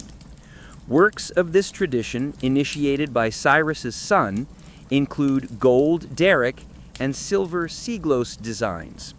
Each supports a consistent imperial image enriched with iconographies depicting the king as an archer or spearman. These coins, universally known during an important historical period, demonstrated remarkable consistency in weight, purity, and design over centuries. High-quality tableware and carefully crafted precious metals, which facilitated trade across the empire's vast geographies, became an indispensable part of elite consumption. These continually reinforced the image of the ruler while lending a common aesthetic to dining and drinking ceremonies. These influences, widespread from the Aegean to the Indus Valley, left their mark on the form and appearance of many objects. Notably, the lobed bowls specific to the Achaemenid period, featuring rosette designs at their centers, appeared in various materials with a similar form and aesthetic. While precious metals were used for the most elite segments, elegant stone carvings were preferred for provincial administrators. More modest segments settled for ceramic imitations of these designs. Even everyday objects were meticulously designed aesthetically. A fragment of a brick water pipe found at Persepolis uniquely combined the functional and symbolic dimensions of imperial infrastructure by stating in its trilingual inscription that it was the work of the great king. This attention to everyday objects depicted a broad worldview where the cosmic order of regularity, refinement, and harmony was reflected even in the smallest details of daily life. The artistic influence of the empire extended far beyond its political borders, leading Eastern Greek artisans to adopt imperial motifs and techniques. The Persian influence emerging in Western Anatolia transformed this style into an aesthetic known as Greco-Persian. Scythian gold and treasures from the steppes north of the Black Sea, and even in Athens, bore a clear imperial influence in terms of craftsmanship and iconography. Despite the existence of political hostilities, architectural and decorative elements clearly showcased the influences of the East. Imperial aesthetics prioritized the ordered arrangement, balance, and harmonious integration of elements. This design approach represented the grand ideology that the empire was not a random collection of conquered regions, but a cosmic order of the world's diversity united under imperial control. art did not merely represent an ideology, it also played an active role in embodying and promoting it through visual means. Persepolis, with its meticulous spatial arrangement, axial symmetry, and hierarchical structure, offered visitors the opportunity to physically experience and understand the imperial order. The finely wrought tribute bearers in the Apadana also reflected the harmonious diversity under the governance of the central authority. Furthermore, the repeating motifs in imperial textiles and metalwork were another element that reinforced the understanding of pattern and order at every scale, from monumental architecture to personal adornments. The function of art was to express the achievement of harmony through diverse forms under rightful governance. The role of color was extremely important in this aesthetic system. Although some features have been lost over time, archaeological findings reveal that the stone reliefs of Persepolis, which appear plain today, were originally painted in vibrant colors.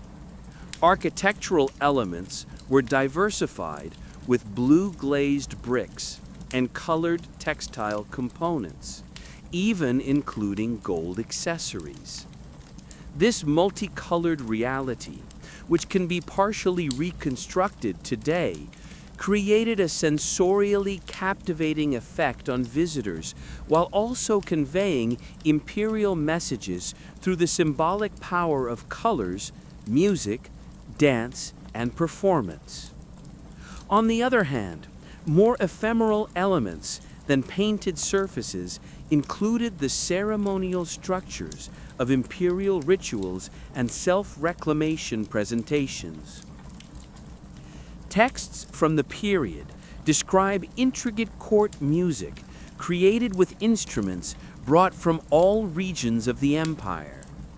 The Persepolis reliefs support this rich musical history by showing musicians accompanying the ceremonial processions. Performing arts, like the visual arts, managed to create their own imperial synthesis by bringing together elements from different traditions. The empire's supremacy in art did not end with its political collapse. The influence of its achievements persisted for a long time on cultural heritage and universal creative processes. Alexander the Great and his successors broadly adopted Achaemenid visual traditions, particularly in royal portraiture and court ceremonies. The Parthian and Sasanian dynasties, which later dominated the same regions, consciously revived and adapted these imperial art motifs. Even later Islamic artistic traditions preserved certain Achaemenid elements in areas such as architecture and garden design. The most notable feature is that the imperially backed artistic vision established lasting principles that influenced court art across Eurasia for thousands of years. The concept of depicting diverse peoples under a single authority reappeared in Byzantine, Islamic, and even Chinese imperial art. The Paradise Garden concept inspired landscape design from Moorish Spain to Mughal India. The architectural splendor at Persepolis set standards for royal construction projects in many civilizations and created a visual language that succeeded in communicating across linguistic and cultural boundaries. For the first time in history, the empire achieved a revolutionary success by presenting a cohesive artistic vocabulary spanning 3 continents. This made the imperial authority instantly recognizable in different regions like Egypt, Anatolia, or the Hindu Kush.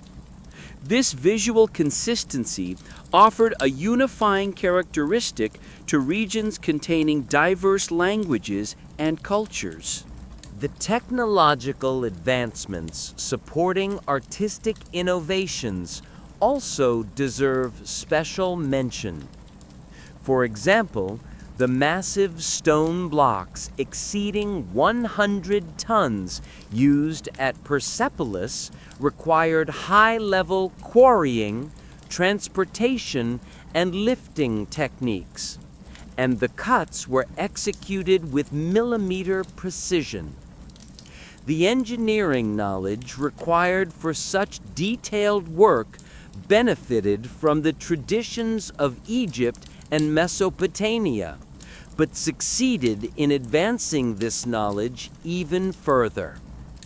The art of metalworking reached an extraordinary mastery, particularly in the use of gold and silver.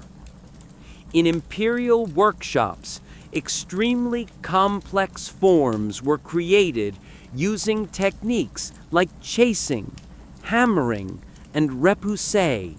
Separate pieces were skillfully joined, and detailed surface decorations were developed. The famous gold and silver raita, drinking vessels, adorned with animal head terminals, showcase both artistic refinement and the use of superior technical skill. Water management also stood out in this period as another area where practical engineering and aesthetic sensibility were seamlessly blended. The imperial core, with its arid climate, required advanced water systems to support the urban population and the magnificent gardens. The qanats, underground water channels, although not an Achaemenid invention, saw their greatest advancement during this period. The underground channels, extending for kilometers, drew water from mountain aquifers and succeeded in transporting this water to the empire's settlements with minimum evaporation loss. This text describes the impressive features of carefully designed garden complexes, which merged practical agriculture with aesthetic understanding. The Garden of Paradise was a landscape example designed to emphasize dominion over nature, bringing together fruit trees, flower beds, shaded walkways, and water elements in an orderly fashion. Archaeological findings reveal stone water channels with meticulously calculated slopes to ensure specific water flow. Engineering was used to serve visual and auditory beauty. These magnificent imperial gardens created a widespread influence beyond their original geographies, maintaining their adaptability across different cultures. The concept of the four-part garden, Chahar Bagh, separated by water channels, spread from Iran to India, Central Asia, and eventually Moorish Spain. Cultures modified and applied this basic design according to local conditions and aesthetic tastes. However, the main idea developed during the Achaemenid period preserved its essence and recognizability even across distances over time. This arrangement also signified imperial patronage, encouraging important innovations in city planning. Work conducted in cities required harmony with existing structures. In settlements like Babylon and Sardis, while new layouts adapted to existing structures, new city foundations offered an opportunity to implement imperial ideas from scratch. Findings from archaeological excavations revealed planned urban areas featuring rational grid systems, advanced drainage infrastructure, and hierarchically organized public buildings. Such planned urban centers reflected the core values of the empire, such as order and rational organization. The road systems connecting these centers combined practical engineering with imperial ideology. The royal roads, extending from Sardis to Susa, along with bridges built over major rivers and regular postal stations, provided long-distance connections that supported both administrative communication and trade. Smaller roads branching off this main artery formed a comprehensive transport infrastructure, uniting the different regions of the empire. This also symbolized the ruler's power through his control over space. Coastal regions relied on a similar principle of connectivity. Work at the port of Sidon, remnants of port facilities in the Persian Gulf, and textual references to imperial fleets clearly demonstrated the extent of investment in maritime activities. Sea routes complemented land routes, offering a transport network unique in its scale and efficiency. Military architecture within this integrated structure was designed to meet defense needs. Mountain passes and river crossings were strategically protected through border fortresses. Garrison towns housed military units stationed at strategic points. Defensive structures in provincial capitals exhibited an approach that combined local architectural techniques with the empire's military needs.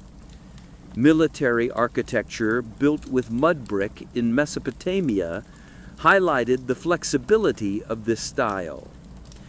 The selection of materials appropriate to local conditions in stone and plateau regions showcased the economic and practical adaptability of the imperial architectural concept. This adaptability was evident not only in military structures, but also in religious architecture. The empire encouraged the construction and maintenance of temples across various religious traditions. For example, many rulers in Egypt and Anatolia made additions to ancient temple complexes in compliance with Egyptian architecture, while local temple traditions in the Levant were sustained with imperial support. The Temple of Jerusalem was rebuilt with the financing and permission of the empire. The intricate design elements seen in religious architecture ensured the continuation of regional architectural traditions while acknowledging imperial authority. Archaeological research findings have demonstrated that such patterns balanced continuity and innovation. While regional building traditions were preserved in the design of residences belonging to local elites, elements like imperial-style colonnaded porticos, decorations, and spatial arrangements also found their place. This provided an opportunity for local elites to both express their cultural roots and demonstrate their inclusion in the empire's wider network. Even in ordinary housing, the imperial influence was felt. Imperial motifs were frequently encountered on objects used in daily life. Archaeological excavations have discovered imperial-style ceramics, textiles, and decorative elements in humble homes across the country. These small objects linked the common people to the imperial influence through visual culture, and these aesthetic elements, integrated into daily life, contributed to the normalization of imperial rule. The empire's construction projects were impressive and meticulously planned in terms of both scale and quality.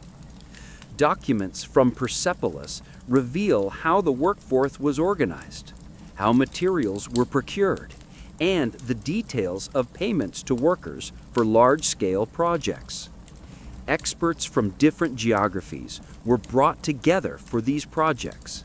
Materials were procured from distant regions, and coordination was ensured under administrative supervision.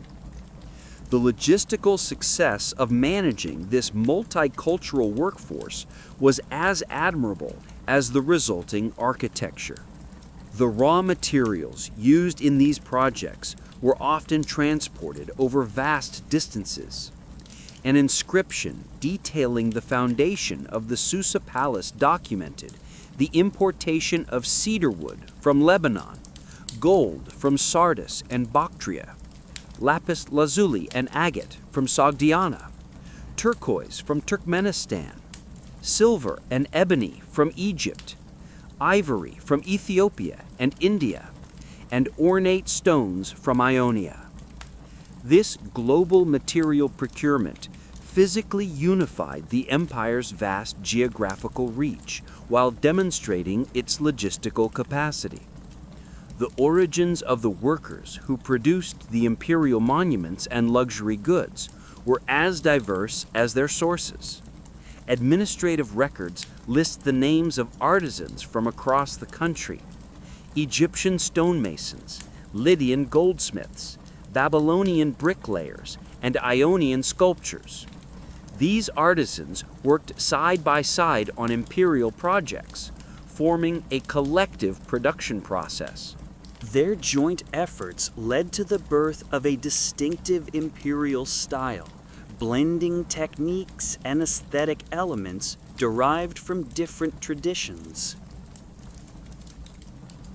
These workers were not slaves, but specialized individuals, often organized into craft guilds with their own hierarchies and traditions passed down through generations. The Persepolis Administrative Archives detail their wages, material procurement, and working conditions. Skilled artisans received payments commensurate with their expertise, and masters who displayed superior achievement were specially recognized and rewarded by the ruler. Managing such a diverse workforce required both administrative skill and cultural flexibility. Instructions and design details had to be transmitted in ways that overcame language barriers. Technical terminologies from different craft traditions needed to be harmonized, and the working paces and methods arising from the workers' diverse cultural habits had to be sustained simultaneously.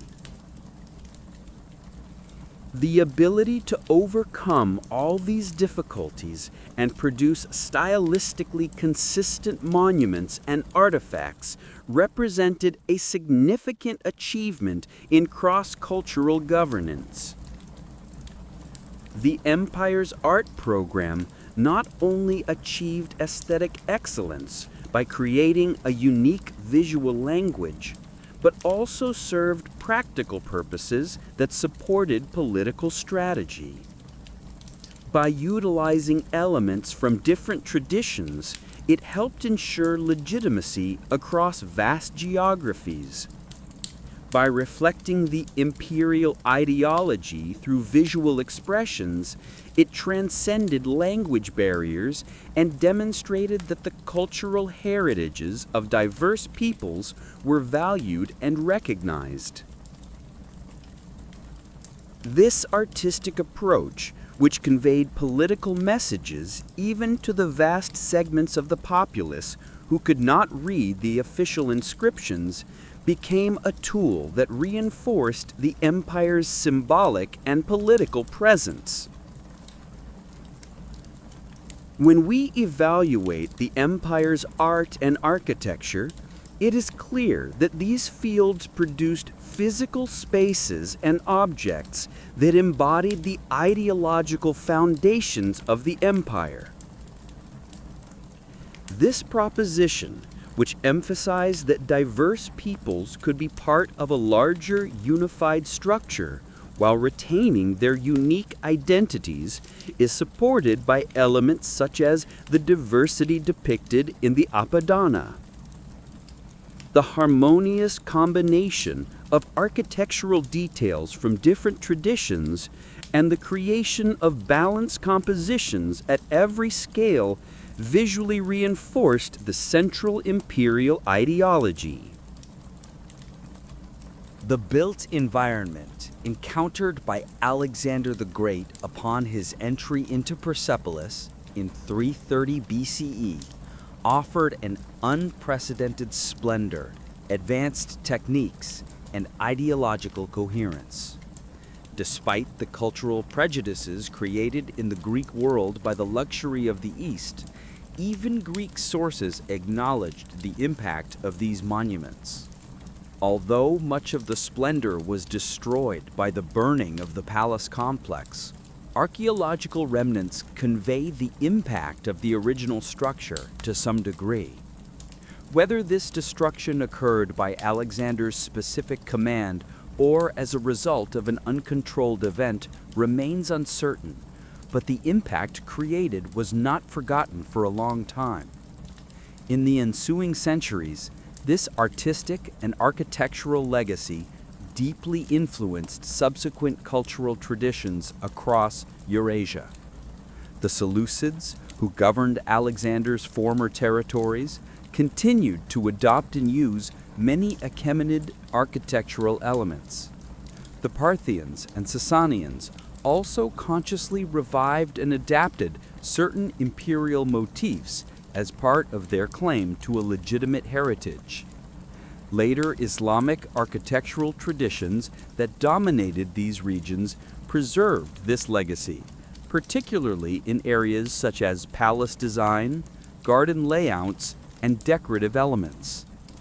The most notable point is that monumental art and architecture established a template for expressing political ideology, integrating cultural elements, and creating environments that shaped the experience of sovereignty. This template inspired many imperial projects from Rome to China, from Byzantium to the Mughals, supporting the emergence of history's first international royal style. The artistic and architectural principles of the Achaemenid rulers played a defining role in the court art of Eurasia for the next millennia. The death of Xerxes in 465 BCE marked a significant turning point in the empire's history. Although the kingdom survived for another century, the first signs of structural weakness regarding the sustainability of its vast territories and complex administrative systems began to surface. The story of this long drawn-out decline manifested not as an abrupt collapse, but as the slow erosion of the fundamental elements that had made the empire strong and stable. First, Artaxerxes ascended the throne after overthrowing his enemies, following the assassination of his father. Despite possessing a wealthy treasury and an empire that still maintained its material prosperity, he faced long-term challenges. Although the provinces were largely calm, the administrative structures inherited from his father and built by his two predecessors continued to function effectively. First, Artaxerxes ascended the throne after overthrowing his enemies following the assassination of his father. Despite possessing a wealthy treasury and an empire that still maintained its material prosperity, he faced long-term challenges.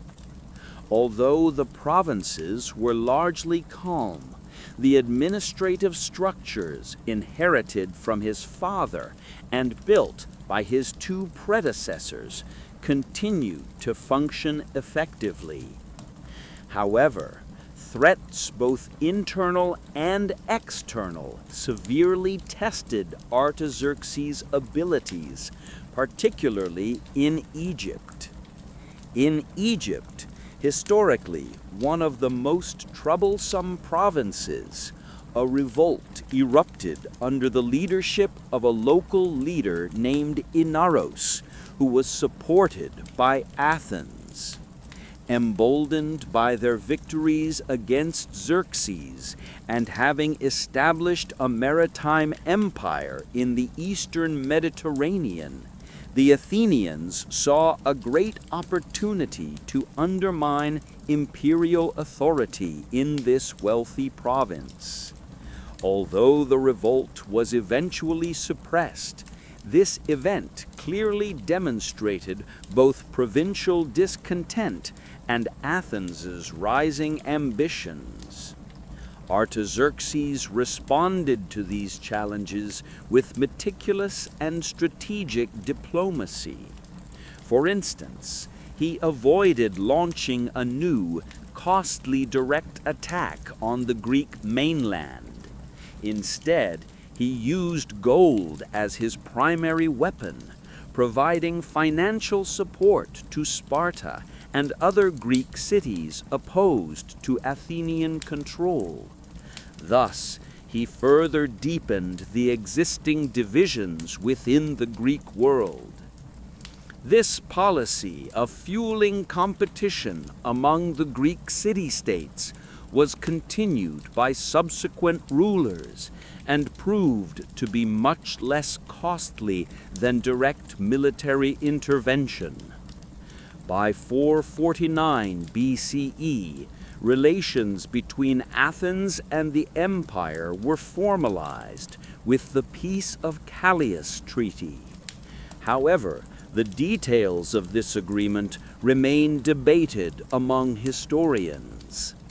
This treaty established mutual spheres of influence between the two parties, with Athens recognizing imperial authority in Anatolia and the great king, in turn, acknowledging Athenian dominance in the Aegean.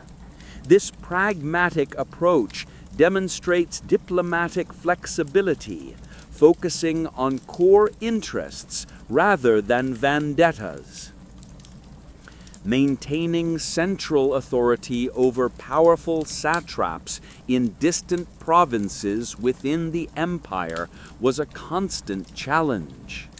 These governors were typically chosen from the nobility and possessed significant resources. Although they often attempted to use their authority in ways that exceeded their limits, the ruler countered this by appointing princes who served as the king's eyes and ears to key satrapies to keep provincial administration in check. Furthermore, a policy of regularly rotating officials was implemented to prevent the formation of independent power centers. This period was a time when court life became increasingly complex, and the ruler's ceremonial access was further restricted by various protocols. In contrast, the size of the royal harem grew, and queens, and especially queen mothers, expanded their political influence. Concubines and eunuchs played active roles in both politics and appointments, with the eunuch chambers accumulating significant behind-the-scenes power by controlling access to the ruler. The ruler's increasing isolation from the populace can be explained both by security reasons and a changing understanding of royal splendor. However, This situation also increased the ruler's dependence on officials and family members pursuing their own agendas, creating new administrative challenges. This isolation led to information reaching the throne being filtered through multiple intermediaries, sometimes preventing an accurate conveyance of the real situation in the provinces. Finally, the long reign of Artaxerxes I, lasting 41 years, ended with his death in 424 BCE, initiating a brief succession struggle that caused tremors in the empire's internal balances. Artaxerxes I's 41-year reign ended in 424 BCE, and this death was followed by a short but tumultuous succession struggle.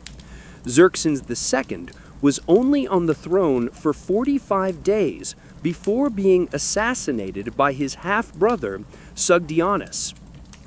However, Sugdianus' reign was also short-lived. After 6 months, he was overthrown by another half-brother, who relinquished his throne to Darius II. This unstable period highlighted the need for more orderly mechanisms of succession. Yet, despite the precarious system, Darius II managed to remain on the throne for a full 19 years. During the reign of Darius II, the empire became increasingly involved in Greek affairs. This process included strongly supporting Sparta in the Peloponnesian War against Athens. The empire's financial resources played an active role in funding the Spartan navy that defeated Athens in 405 BCE. This support served imperial interests by ending Athens' existence as a powerful naval force that had been fueling revolts in Egypt and other regions. During this period, the power of the satraps operating in western Anatolia grew, and they gained greater autonomy. For example, the powerful satrap of Phrygia, Pharnabazus, often pursued his own independent policies while sometimes cooperating with the central government. Imperial rule began to face difficulties in controlling such semi-autonomous powers. However, despite all these challenges, the imperial structures largely remained in place. Court intrigues intensified during this period, with the circle of Queen Parysatis becoming particularly influential. Cyrus the Younger, a favorite of Queen Parysatis, was given command with broad authority in western Anatolia. Although the crown prince's younger brother, this position made him politically very powerful. However, this situation led to significant consequences with the death of Darius II in 404 BCE. After Artaxerxes II ascended the throne, his brother Cyrus adopted an oppositional stance to the new reign and began preparations for a revolt. Using his own gubernatorial resources and his connections with Spartan military leaders, Cyrus assembled an army of 10,000 Greek mercenaries. This army went down in history as the famous 10,000, immortalized in Xenophon's work, the Anabasis. Advancing towards the imperial center, Cyrus confronted a large army commanded by his brother near Babylon in 401 BCE. Although the rebel forces initially succeeded, Cyrus lost his life during the battle. Losing their leader, the rebel cause quickly collapsed. This left the Greek mercenaries in Cyrus's army in a difficult position. Trapped deep in enemy territory, the Greek soldiers began their famous journey of retreat. Moving north through challenging terrains, eventually reaching the coast of the Black Sea and securing safety. This event highlighted the increasing factionalism in the upper echelons of the empire and the growing role of Greek mercenaries in military operations. These influences foreshadowed trends that would become even more pronounced in the coming years. Overcoming the difficulties encountered, the imperial administration continued to face instability on multiple fronts. Artists' interpretations and historical studies reveal many dimensions of the instability during this period. Notably, Egypt regained its independence around 390 BCE under local pharaohs, slipping out of imperial control. The revolt of the satraps in Anatolia was a period where various provincial governors organized resistance against the central authority. However, this movement failed due to internal rivalries among the rebels rather than an effective imperial response. Cyprus served as a notable example, changing hands repeatedly during this period. Local kings sometimes acknowledged imperial sovereignty, while at other times attempted to declare independence with Greek support. However, these independence efforts also failed due to internal conflicts. A similar situation was seen in the relations between the coastal cities in the Levant and the empire. Control constantly changed hands, and instability became a characteristic of the region. The fluctuations of loyalty in the provinces reflected a weakening of central authority in the peripheral regions rather than a widespread imperial collapse. The political environment at the court had become increasingly unstable. These shifts in provincial loyalties indicated a loosening of central control rather than a general decline of the empire. The aging ruler finally formally declared his eldest son, Darius, as his successor. However, Darius soon became part of a conspiracy against his father, leading to his brother's death. As a result, Artaxerxes III, who positioned himself as the new heir after Darius, was notable for his political maneuvers and skillful elimination of rivals. When Artaxerxes II passed away in 358 BCE after a long reign of 46 years, the throne was initially reshaped within the context of Artaxerxes III's succession. The new ruler wasted no time in demonstrating his ruthlessness and governing capability, starting his reign by eliminating potential rivals within the royal family. After consolidating his power with these bloody measures, the ruler turned to re-establishing authority in the rebellious provinces. Egypt became his most important target after failed attempts in 351 and 348 BCE. In 343 BCE, Artaxerxes III finally reclaimed this valuable province for the empire with a comprehensive campaign.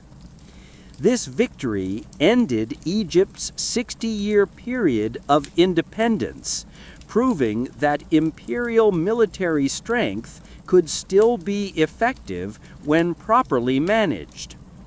Thanks to his return laden with spoils, he significantly strengthened the imperial treasury and ensured temporary financial stability.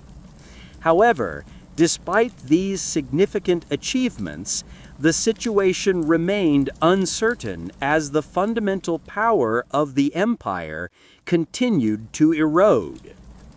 Greek mercenaries had become the main element of the army, while indigenous soldiers had been relegated to a secondary position. Although these mercenaries were effective, they felt no inherent loyalty to the empire. They were known to switch sides for higher bids. Relying on such an army depleted the treasury and created a military structure with low reliability. This system was gradually becoming unsustainable. Provincial governors, taking advantage of the central government's loss of power, had begun to act increasingly independently, in some cases even ruling like kings in their own provinces. The central government struggled to enforce the mechanisms established for accountability, and this situation severely undermined the effectiveness of the administration compared to the successes of earlier periods. The flow of revenue often failed to reach the imperial treasury at the desired level. This was an indication of either disruptions in the transfer process or deficiencies in administrative oversight. Court politics were highly unstable and sometimes fatal.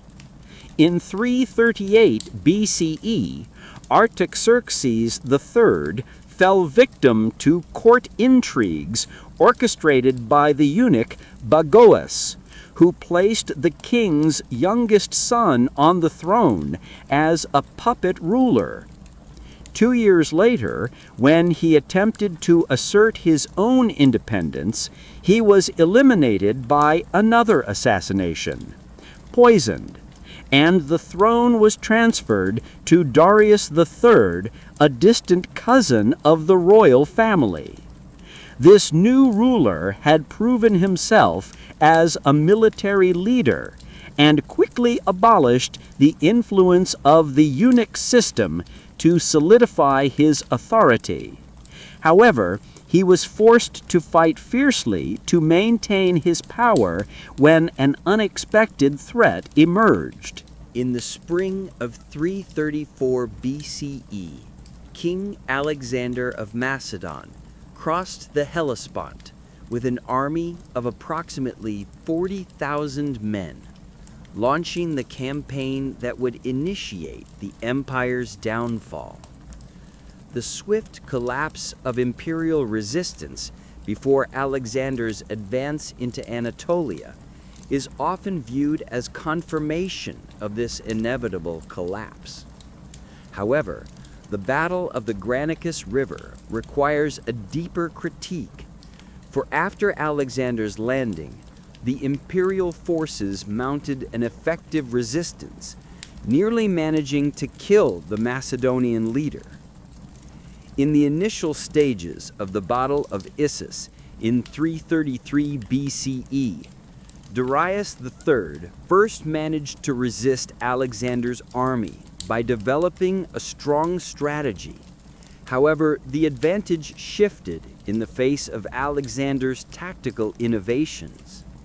The final battle at Gaugamela in 331 BCE revealed that Darius had mobilized a colossal force from across the empire, proving that the military mobilization mechanisms were still functional. Although he was defeated again by Alexander's superior strategic maneuvers, this battle proved that imperial military power existed on a significant scale. Facing a rival with extraordinary capabilities, who led an army of unprecedented cohesion and effectiveness, was a great challenge for Darius. Following his defeat at Gaugamela, he fled eastward, hoping to raise a new army in the regions of Bactria and Sogdiana. However, he faced betrayal from satraps who claimed loyalty and was assassinated. Following these developments, Alexander, who claimed the imperial title for himself, took up the cause of Darius's murder and apprehended his assassins. This symbolic step came with the vengeance of the last legitimate Achaemenid ruler. If Alexander had not appeared on the historical stage, the empire might have endured for generations. Despite its structural weaknesses, many nations in the past survived longer periods of weak leadership, fiscal crises, and provincial autonomy. However, when the Achaemenid Empire was forced to confront its greatest external threat, its internal resilience had severely declined. In the century between the assassination of Xerxes I and the conquests of Alexander, the main elements contributing to the empire's decline became apparent. The elaborate court rituals surrounding the rulers made them unaware of the conditions of the populace. The increasing power of the harem and the palace officials, composed of eunuchs, created new centers of power within the central administration, beginning to undermine the administrative structure. The violent nature of succession struggles disrupted administrative continuity, while economically the empire faced increasingly greater problems. The vast wealth initially accumulated had been depleted by subsequent administrative corruption. Military expenditures and high payments to mercenaries strained the imperial finances. Revolts in wealthy provinces like Egypt created extra pressure by periodically reducing tax revenues. The appointment of royal family members as satraps in important provinces was intended to increase loyalty, but this often led to regional courts consuming resources and limiting their functionality. The increasing importance of Greek mercenaries in particular stood out as both a symptom and a cause of the empire's decline. Fleeing the wealth of the court, sons of many noble families joined Greek mercenary units in search of remedial military commissions or adventure. At that time, several factors converged to leave the imperial structure particularly weak and at risk. Darius III, upon taking the throne, had managed to build his own authority rather than a legitimate order of succession, with the insidious help of the eunuch Bagoas. However, he had not had sufficient time to establish, strengthen, or develop the personal networks of loyalty necessary to effectively govern the imperial finances. Under the reign of Artaxerxes III, the system was under considerable pressure due to constant revolts, increased military expenditures, and administrative corruption. Although it continued to function, the efficiency and accountability of the imperial mechanism had been seriously damaged. Provincial governors generally acted with significant autonomy. This made a unified and coordinated resistance against external threats difficult. Furthermore, the young king entering the empire was far from an ordinary opponent. Alexander had inherited a reformed Macedonian army from his father, Philip II. This army combined disciplined infantry, heavy cavalry, and advanced siege techniques into a flexible and coordinated force unseen in the Mediterranean world until then. Alexander had been trained in the art of war since childhood and raised on stories of heroic conquests. During his expedition to the east, he combined his tactical genius with boundless ambition. Moreover, the Macedonian commander moved with detailed intelligence about the region thanks to comprehensive reconnaissance and analyses of the empire from Greek observers within. The 10,000 Greek mercenaries who advanced deep into the empire after the Battle of Cunaxa had clearly demonstrated both the immense size and the potential vulnerabilities of the empire. Xenophon's accounts of these events provided extremely valuable strategic information for anyone considering an invasion in the future. The first serious confrontation between Alexander and the Persian imperial forces took place at the Granicus River in northwestern Anatolia.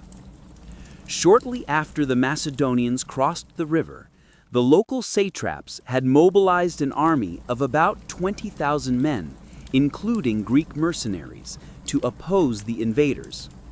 This clash suggests that Alexander's campaign could have ended right at the start.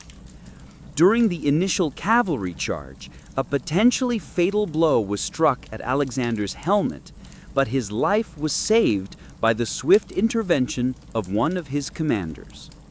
After surviving this dangerous situation, the Macedonian forces achieved victory with their superior tactical coordination. The imperial army, composed of units with limited coordination led by different commanders, proved ineffective against the integrated operational techniques of the Macedonians.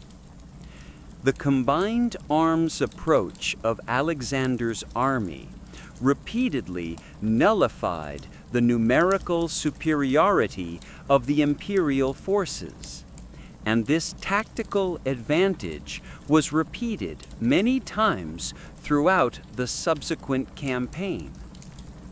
Following this victory, Alexander made a critical strategic choice. Instead of a direct advance inland towards the heart of the empire, he moved south along the Anatolian coast. His goal here was to systematically capture the coastal cities, thereby neutralizing the Persian imperial naval bases. This move seriously incapacitated the Persian fleet by depriving it of friendly ports, eliminating a factor that could have been a significant advantage for the defenders. During the coastal campaign, Alexander showcased both his military genius and political cunning in cities like Miletus and Halicarnassus. He used advanced siege tactics to overcome stubborn resistance. At the same time, he maintained strict discipline among his troops while presenting himself as a liberator to the Greek cities previously under imperial rule. By avoiding methods like looting and exploitation, this strategy earned him the support of the local populace. The most notable event of this period was Alexander's encounter with the legendary Gordian knot at Gordium. According to tradition, the person who could untie this complex knot would become the ruler of Asia. After a brief attempt with traditional methods, Alexander drew his sword and cut the knot, a symbolic act demonstrating his resolve to decisively solve seemingly intractable problems. This dramatic action had a great impact, convincing many that he was destined to take control of Asia. In the summer of 333 BCE, after consolidating his control over western Anatolia, Alexander began to advance eastward into Cilicia. Meanwhile, the Persian king Darius III, realizing the seriousness of the threat, gathered a large army to confront Alexander. While ancient sources claim this army numbered in the hundreds of thousands, modern historians estimate the figure to be around 80,000. Nevertheless, this represented a significant numerical superiority over Alexander's army. The two armies confronted each other in the strategic region where the coastal plain narrowed between the mountains and the sea, known as Issus. This limited battlefield largely nullified the empire's numerical superiority, allowing Alexander's more disciplined forces to maneuver in order and effectively fight against a numerically superior enemy. The Macedonian ruler personally led his elite cavalry units in a bold charge, directly targeting Darius, who was located at the traditional headquarters of the imperial commanders. As the cavalry advanced towards the imperial command center, Darius chose to protect himself by retreating, preferring to make future resistance possible rather than face capture or a vital risk. However, his withdrawal from the battlefield caused the entire imperial resistance to collapse in the short term. Following the victory, Alexander captured the imperial camp, taking control of the royal family and vast treasures. Alexander's approach toward Darius's captured mother, wife, and daughters transcended conventional rules of warfare. He treated them with noble respect, befitting their royal status, and this conduct demonstrated his political acumen. This attitude had several strategic goals. It positioned Alexander as a legitimate ruler rather than a mere conqueror, set the stage for potential negotiations with Darius, and positively reflected the Macedonian rule's composure and discipline in the eyes of the surrounding peoples. Following the victory, Alexander made a strategic move that surprised his contemporaries. Instead of directly pursuing Darius and advancing into the heart of the empire, he turned south, towards Phoenicia and Egypt. This choice pointed not only to strategic reasons, but also to Alexander's growing imperial vision. He aimed to completely seize control of the eastern Mediterranean coast, eliminating any chance for the imperial fleet to regroup. He also seized the opportunity to capture Egypt, one of the wealthiest provinces, and gain legitimacy there as an ancient pharaoh. The siege of Tyre in 332 BCE showcased Alexander's determination and engineering achievements.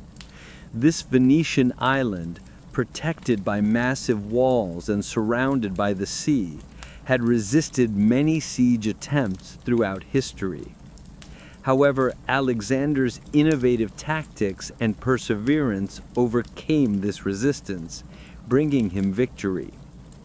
The great leader Alexander ordered the construction of a causeway to connect the island to the mainland. This causeway construction was a challenging engineering project lasting months under continuous attacks from Tyrian ships and projectiles.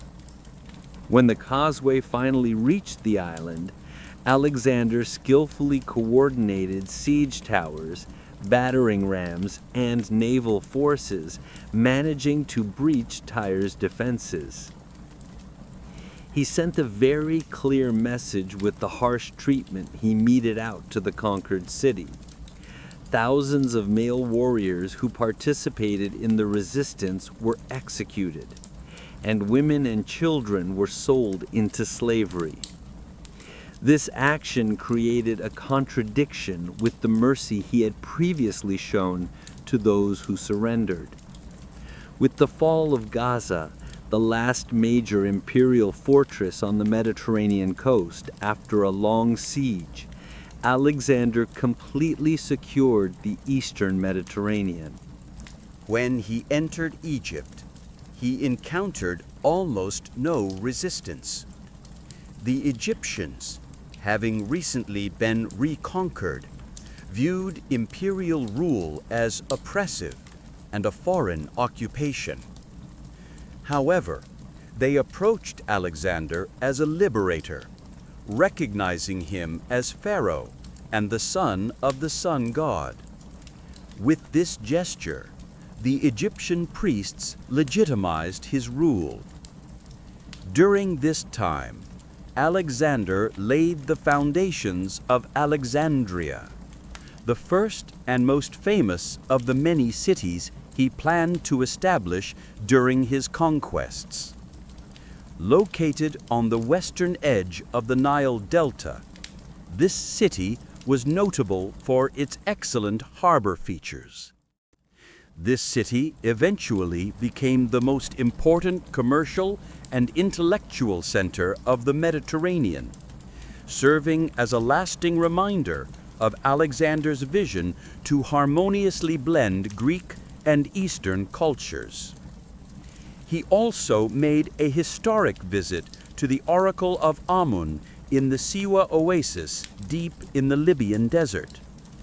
What transpired at Siwa remains shrouded in mystery. Some sources claim the oracle declared Alexander to be the son of a god.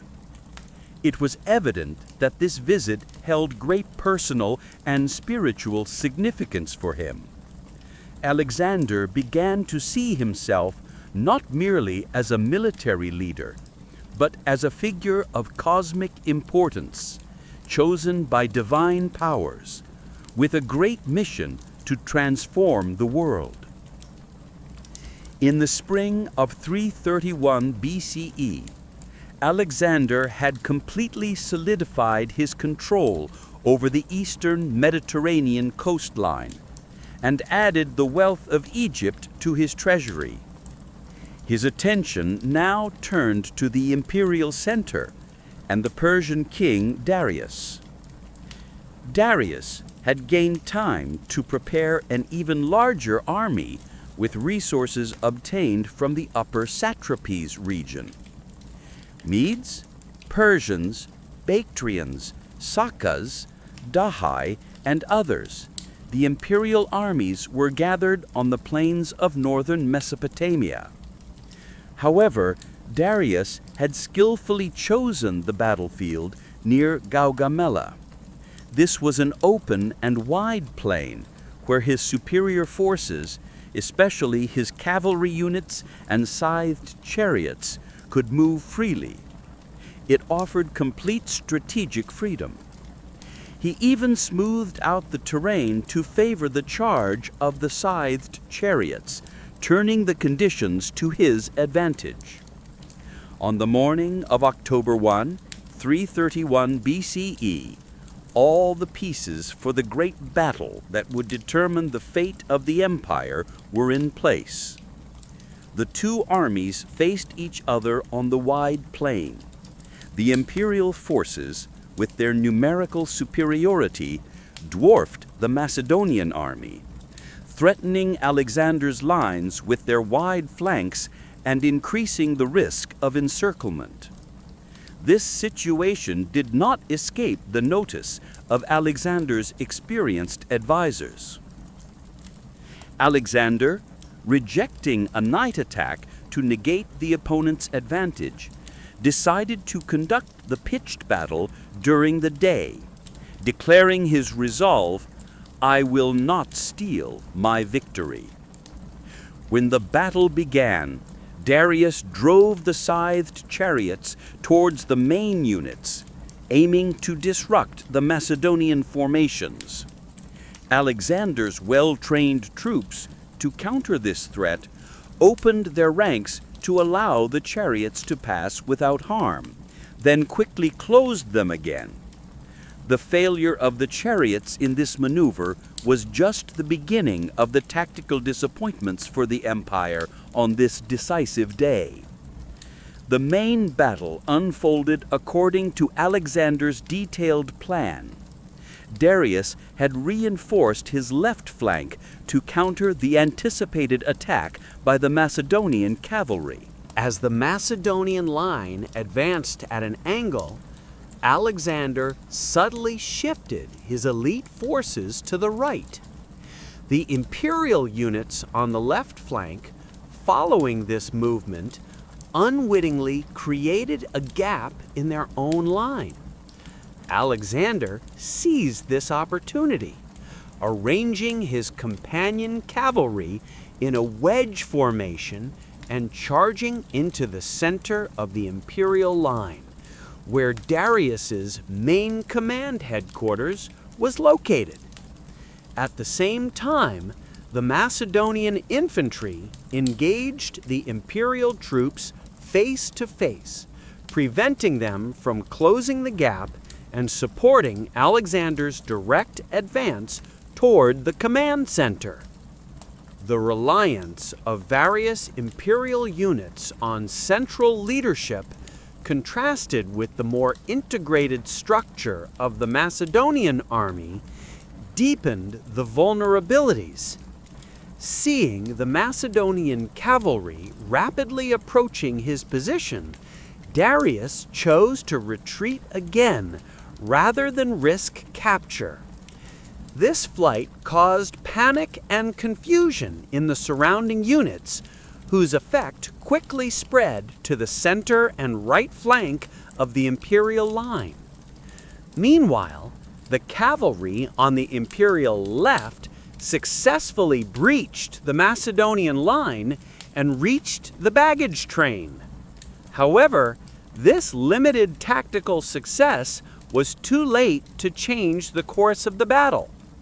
As the imperial center descended into chaos and collapsed, the battle resulted in Alexander's decisive victory. Although the Battle of Gaugamela was not as annihilating as it could have been, given the heavy losses, it resulted in the complete withdrawal of the imperial army. Darius fled with a significant entourage, hoping to raise a new army in the eastern satrapies. Alexander, after a brief pursuit, then turned towards Babylon, one of the largest cities of Mesopotamia and one of the empire's capitals. Babylon's surrender without resistance was considered a turning point in this military campaign. The satrap of Babylon, Mazaeus, chose to cooperate with the invaders rather than resist them. And thanks to this attitude, he was rewarded by retaining his position in the new regime. Alexander's policy of integrating cooperative imperial officials into his bureaucracy would become a characteristic feature of his administration, facilitating a smoother administrative transition. Following the conquest of Babylon, Alexander advanced towards Susa, another important imperial center famous for its immense treasures. This vast wealth, accumulated from imperial taxes over centuries, provided Alexander with ample resources to fund his subsequent military operations and reward his soldiers.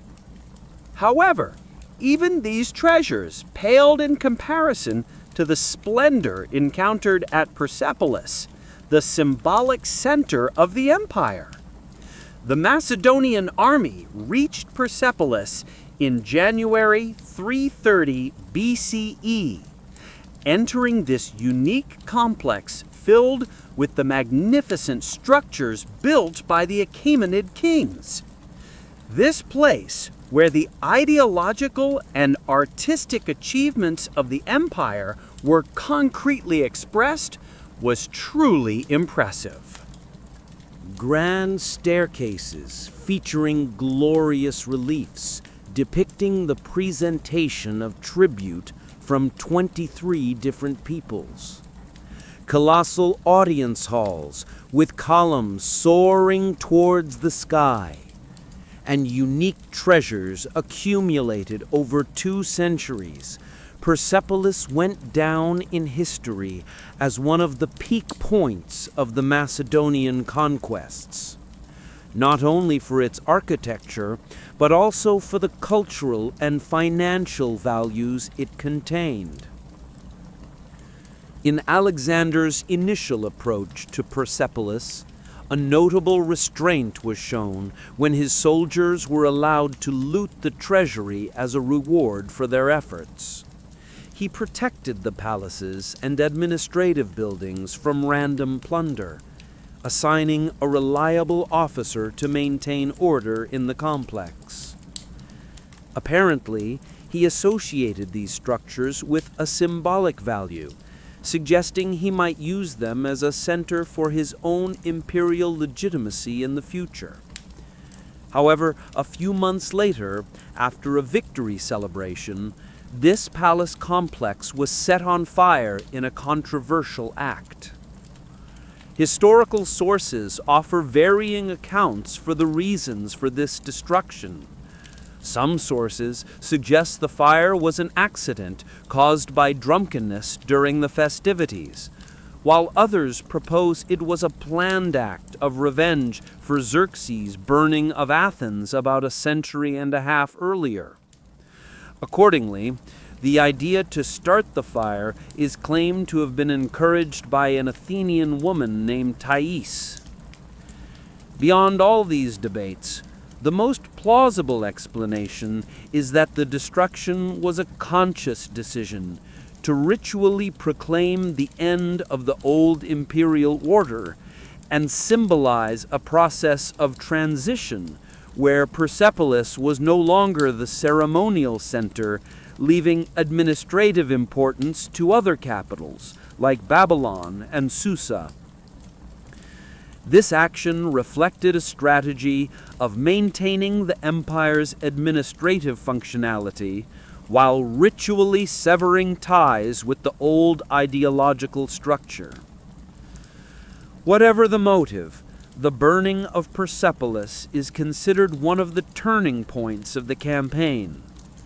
This complex, the pinnacle of nearly 2 centuries of imperial prosperity and artistic achievement, was irreparably damaged, although it was later restored to some extent.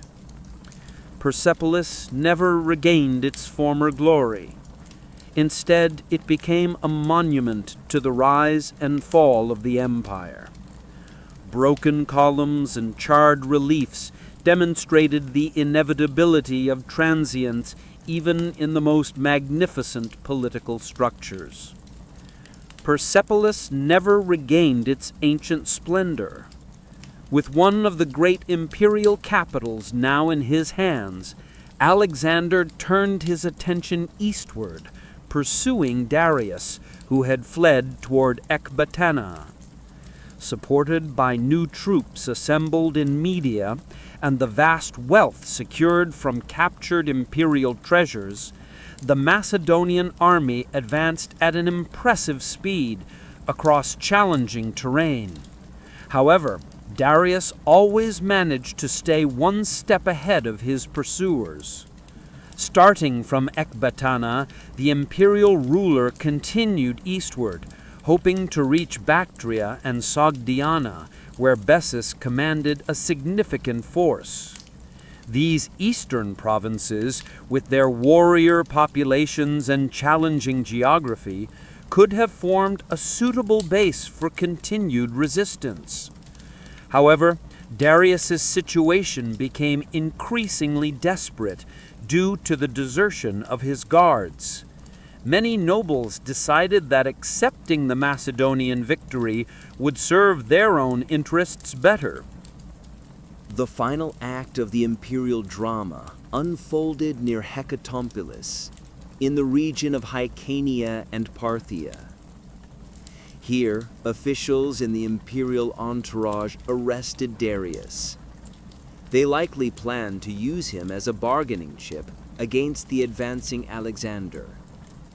However, as the Macedonian advance units rapidly approached, the conspirators fatally wounded Darius and fled eastward.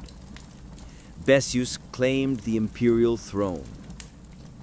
Alexander's soldiers found Darius dead or dying by the roadside. He had been betrayed by his own men.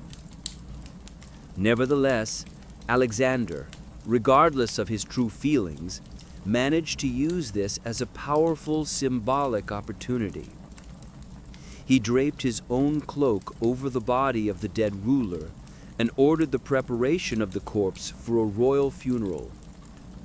He would later hold a funeral ceremony at Persepolis with full imperial honors, positioning himself not as a foreign conqueror, but as the legitimate successor who avenged the murder of his predecessor. Initially introducing himself to the Greek cities as a liberator from imperial oppression, Alexander gradually assumed the role of the legitimate heir to the Achaemenid tradition, addressing the empire's subjects as such. During this process, he began to adopt elements of the imperial court and ceremonies and wear imperial attire. In the administrative structure of his new government, he gave posts to cooperative imperial officials. Meanwhile, the resistance fighters fled to Bactria under the leadership of Bessus. After consolidating his control over the imperial center, Alexander paid his respects by visiting the tomb of Cyrus, the founder of the Achaemenid Empire. This act was an important symbol demonstrating his adherence to tradition. His army was now a mixed structure, composed of Macedonians, Greeks, and soldiers recruited from the conquered territories. With this force, he continued his pursuit of Bessus eastward. The details of the campaign against Bessus and the subsequent operations in Bactria, Soghjana, and later India fall outside the scope of the Achaemenid Empire itself. However, it is known that Alexander captured and executed Bessus, symbolically avenging Darius III's murder and eliminating the last claimant to the imperial title. The eastern satrapies were incorporated into Alexander's growing kingdom at a massive cost in effort, time, resource consumption, and significant loss of life. However, Alexander's death in Babylon in 323 BCE, after a brief illness at the age of only 32, left his enormous conquests without a clear succession plan. This situation led to the fragmentation of the established empire among rival generals, eventually resulting in its division into several major kingdoms in the Hellenistic world. The former Achaemenid territories, under the control of the Seleucids and their successors, both adopted Greek cultural elements and settlements and maintained many Achaemenid administrative practices. A critical question to ask is, why did this great empire, which resisted external threats and internal crises for 2 centuries, succumb to a seemingly insignificant northwest rival? The answer lies in structural weaknesses, unfortunate timing, and Alexander's extraordinary strategic capabilities. The Achaemenid Empire that Alexander encountered was not at its peak strength. Decades of declining administrative effectiveness, financial difficulties, and increasingly autonomous satrapies had significantly weakened central authority. Darius III's irregular seizure of the throne and subsequent elimination of potential rivals had made the traditional support networks among the nobility fragile. Just at the point where a unified intervention became mandatory, the development of the military system failed to keep pace with innovations outside the empire's borders. While the central cavalry maintained its superiority, the quality and training of the infantry lagged behind when compared to Greek and Macedonian innovations. The increasing dependence on Greek mercenaries, while contributing to quality, caused serious financial problems and loyalty issues. One of the biggest weaknesses was the multi-ethnic imperial army's lack of the integrated command structure and tactical flexibility possessed by Alexander's forces. However, all these structural deficiencies alone do not suffice to explain the empire's collapse. The primary decisive factor was Alexander's unique leadership, directing a revolutionary organization that surpassed the military norms of the era. His tactical genius, individual leadership skills, strategic foresight, and capacity for moving at extraordinary speed caught the imperial forces unprepared repeatedly. This level of combination had never been presented by any previous rival, and Alexander's capabilities posed a unique challenge to the empire. Furthermore, timing worked in Alexander's favor. The current conditions of the empire presented difficulties rather than the stability needed to respond to complex external threats. Had Darius's administration gained more time to consolidate power, the outcomes might have been different. The convergence of the rise of Macedonian power and the weaknesses within the Achaemenid Empire at this historical juncture was decisive. However, this rapid collapse did not signify a fundamental institutional failure. The imperial bureaucracy, communication system, and basic administrative structures continued to operate under the new regime.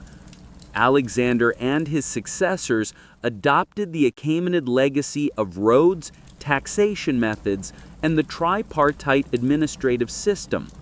This continuity was central to the political transition and demonstrated the empire's structural robustness. Therefore, the decline of the Achaemenids was not the complete disappearance of a civilization, but an indication of a profound political transformation. The governance system and administrative innovations, after 2 centuries of development, continued to exist under the new administration. The empire's cultural achievements and technological inventions left their mark on the subsequent civilizations of Eurasia. Even after the fires at Persepolis were extinguished, an impressive imperial legacy remained. The traces of history persisted in social structures as well as in stone. Even after the empire's collapse, its legacy guided the development of successor states. Alexander's conquest of the Achaemenid territories did not end Iran's imperial traditions. After 5 centuries of rule under the Seleucids, Greeks, and Parthians, a new dynasty emerged that consciously embraced Achaemenid splendor. The Sasanian kingdom, originating from the province of Persis, where Cyrus and his successors were raised, established a powerful structure that endured for more than 4 centuries, existing on equal terms with Rome and preserving many elements of the ancient imperial traditions. To understand this resurgence, one must briefly examine how Alexander's conquests fragmented among rival generals in the centuries following his death. The eastern territories of the Old Empire came under an administration where the Seleucids and their descendants established a vast but progressively weakening kingdom, maintaining many Achaemenid administrative practices. During this period, the Seleucids introduced Greek cultural elements to the region, built new cities populated by Greek settlements, and established a mixed court structure, synthesizing Greek and Iranian elements. However, by the middle of the 2nd century BCE, Seleucid dominance in the eastern provinces had weakened, and it began to be tested by the rise of the Parthians from the northeast. This confederation of semi-nomadic peoples, who seized control of the Iranian plateau, Mesopotamia, and parts of Anatolia, rose to power under the leadership of the Arsacid dynasty. This community, known as the Parthians, formed a loosely centralized empire that would endure for about 5 centuries. However, this structure could not match the Achaemenid Empire in either administrative centralization or cultural integration. The Parthian system was more of a confederation of semi-autonomous kingdoms and city-states under a central suzerainty. Parthian kings, despite bearing the title King of Kings, were forced to share power with powerful noble families who controlled vast territories. The influence of Greek culture persisted strongly in urban centers, while Iranian traditions remained influential in the countryside and among the nobility. Rome's efforts to expand eastward led the two great powers into conflict, setting the stage for a centuries-long rivalry that would shape the geopolitics of the ancient world. Although periodic Roman victories were recorded, such as Trajan's brief conquest of Mesopotamia, the Parthians generally succeeded in preserving their independence and territorial integrity against the Western superpower. However, by the early 3rd century CE, the Parthian system began to show signs of collapse. Constant dynastic disputes seriously weakened the central authority. Nobles, especially powerful families like the Suren and the Karen, were no longer reliable supporters of the throne and increasingly became independent power centers. Roman invasions repeatedly exposed the Parthians' military weaknesses. The historical stage was set for a great transformation. During this period, a local ruler of Persia's descent, named Ardashir, who claimed descent from a Sasanian priest, emerged as a significant figure. By 220 CE, Ardashir had consolidated his control over his homeland and began a movement to expand his territories against the Parthians. In 224 CE, Ardashir won a decisive victory against the last Parthian-paying Artabanus V, officially proclaiming the foundation of the Sasanian dynasty. Although the complete capture of the former Parthian territories required campaigns lasting several years, Ardashir and his successors interpreted this new rule not as the beginning of an imperial tradition, but as the rebirth of ancient splendor.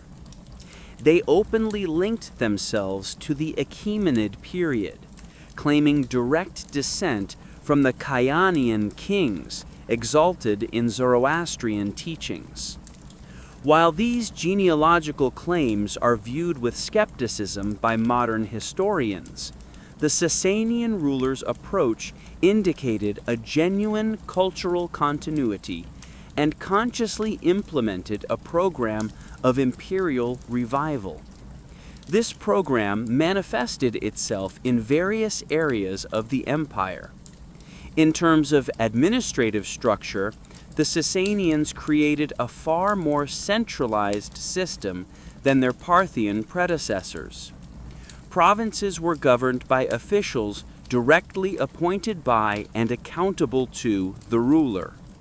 The title Shahanshah, King of Kings, was supported and protected by a bureaucratic and centralized concept of governance. Middle Persian replaced Aramaic as the official written language from the Parthian period, contributing to the strengthening of the administrative system. Zoroastrianism, which maintained its influence but was not officially the most dominant religion during the Parthian period, was elevated to the state religion during the Sasanian era. Ardashir, whose father was a priest, granted strong authority to the Zoroastrian clergy. While generally implemented with tolerance, the standardization of religious texts placed non-Zoroastrian faiths in a legally secondary position. This religious structure provided ideological support to royal authority, while also contributing to regional cultural unity.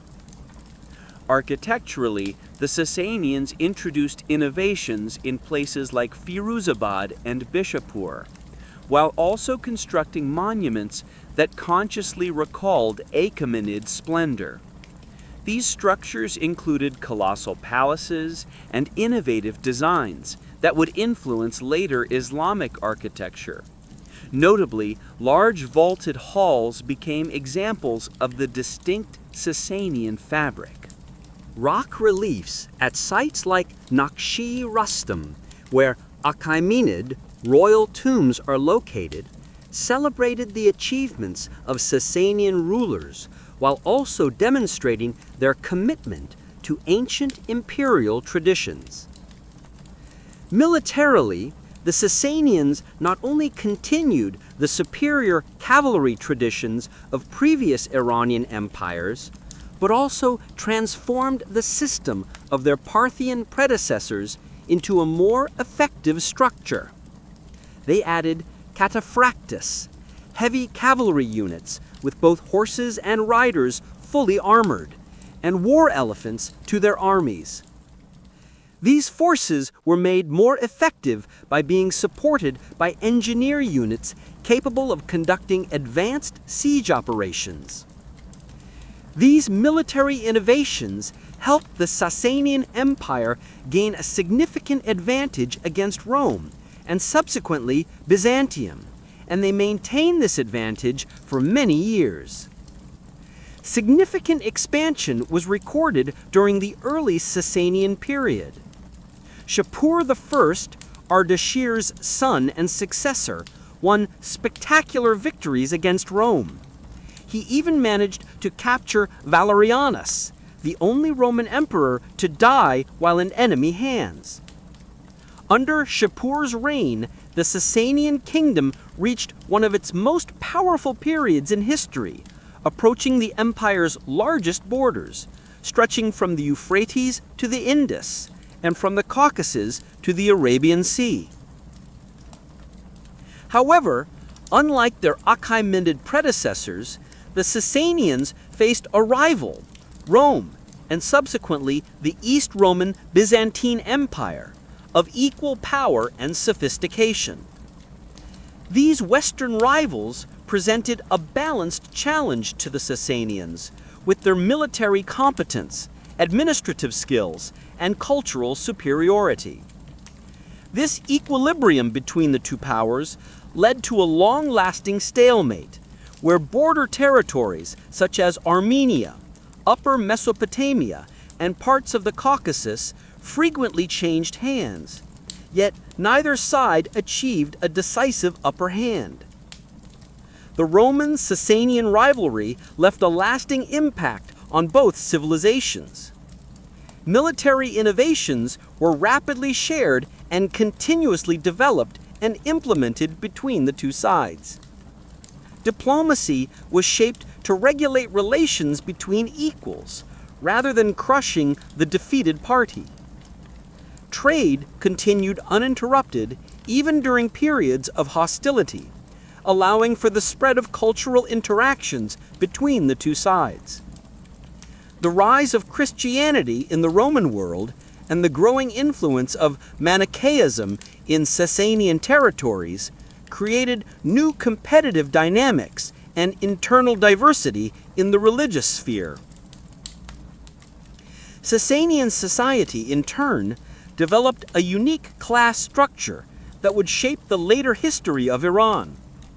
At the apex of society was the royal family, representing royal splendor and the divine right to rule. Beyond this, the social order was built upon four main classes: priests, warriors, scribes, and producers, a group including peasants and artisans. Social mobility was possible through defined channels, typically via service to the state or religious institutions. Urban life greatly developed during Sasanian rule. Capitals became some of the largest cities of the era, while the colossal arch of Ctesiphon, or Tak Kasra, endured as the widest single-span vault constructed until modern times. Gundishipur, one of the important urban centers, was famous for its academies of medicine and philosophy. Bishapur was also notable for its architecture, which uniquely blended Iranian and Roman elements, and its layout reminiscent of ancient Persepolis. This region managed to maintain its ties to Achaemenid traditions. Trade networks spread in every direction from these urban centers. Sasanian merchants extended their influence by establishing trade colonies as far as China and Southeast Asia. Along the trade routes, silk from China and spices from India were transported to Mediterranean markets, and this region became a critical transit point for commercial and cultural exchange between East and West. This fostered economic prosperity, as well as the transmission of artistic influences between cultures. The silk industry provides an example of this reciprocal interaction. While initially reliant on imports from China, the Sasanian Empire eventually developed its own techniques for producing silkworm eggs and silk fabrics. These Sasanian silk fabrics, often featuring medallion designs decorated with royal or religious motifs, were highly valued in the Mediterranean world, as well as in Northern Europe. Sasanian textiles deepened their influence on Byzantium, leaving a lasting artistic legacy. The unique designs born during this period showcase the richness of the cultural exchange between the two civilizations. Although Zoroastrianism was the official religion of the Sasanian Empire, there was notable religious diversity across the empire. Jewish communities, which had existed since the Achaemenid period, were influential, particularly in Mesopotamia, where the Babylonian Talmud was compiled. Furthermore, an increase in the Christian population was observed in the western provinces, which, although occasionally leading to tensions with Zoroastrian officials, generally allowed them to find a place within the system.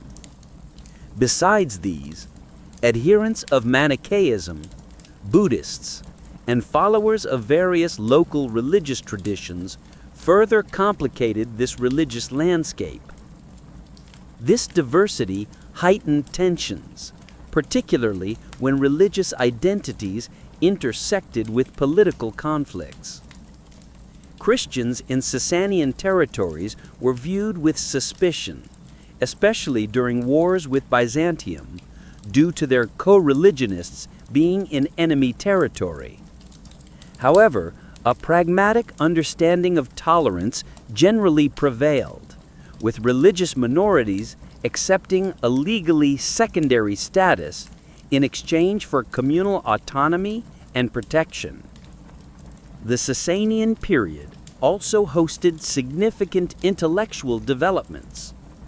The academy at Gunde Shapur reached a state of perfection, becoming a notable center of medical knowledge by translating and synthesizing Greek, Indian, and local Iranian medical traditions. Astronomical observations and mathematical calculations continued the traditions initiated in ancient Mesopotamia, while the field of philosophy developed through the translation of Greek works into Middle Persian and original works, leading to the formation of a sophisticated intellectual culture. This intellectual activity occasionally transcended the Sasanian Empire's borders, spreading to wider geographies. For example, when the Platonic Academy in Athens was closed by the Byzantine Emperor Justinian in 529 CE, several Neoplatonic philosophers sought refuge in the Sasanian court, contributing to the preservation of this culture. The later return of these philosophers to Byzantine territories facilitated the transfer of Persian philosophical concepts to the Mediterranean world. Similarly, Indian mathematical and astronomical knowledge was transferred to the Middle East through Sasanian intermediaries. The Middle Sasanian period was marked by cycles of strength and weakness, often dependent on the competence of individual rulers.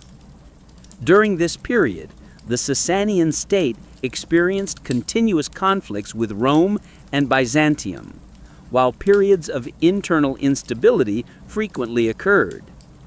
These crises, usually stemming from succession struggles or noble revolts, were balanced by periods of extraordinary achievements and the zenith of imperial prosperity. Despite these fluctuating processes, the state's fundamental structures and cultural achievements impressively endured.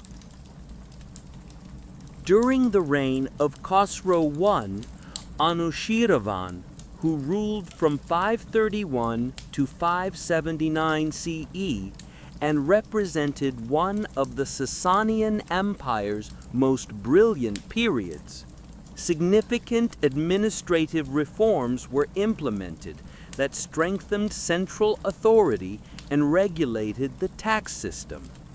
Diplomatic relations gained a stable direction with the conclusion of a major peace treaty with Byzantium.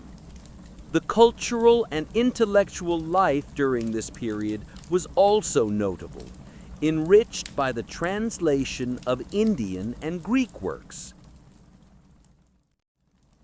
Khosrow II, or Parviz, who succeeded Khosrow I, initially managed to continue these achievements, gaining impressive territorial gains against Byzantium in the early 7th century.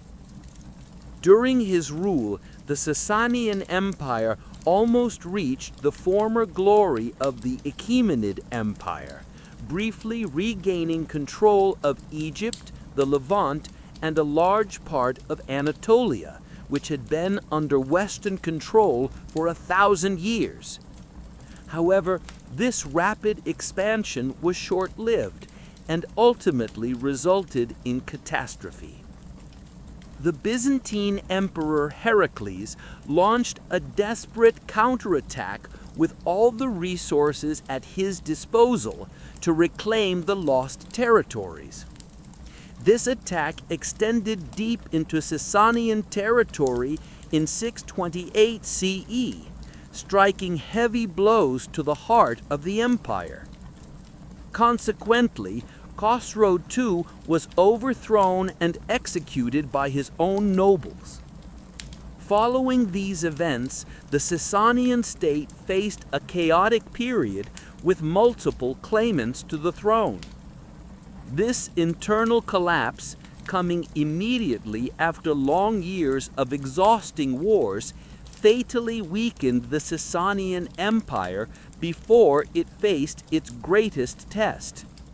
And this unexpected test came from an unforeseen direction. The new religious and political movement that emerged with Islam brought the Arab conquests targeting the Sasanian kingdom at its moment of greatest fragility.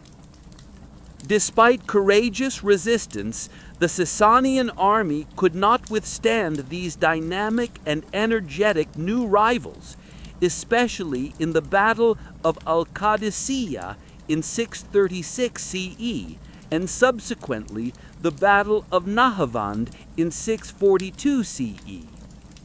Following these struggles, the last Sasanian ruler, Yazdegerd III, emerged. With Yazdegerd's death in 651 CE, who fled eastward before being assassinated, the Sasanian dynasty came to an end. The Arab conquests led to fundamental changes in the former Sasanian territories.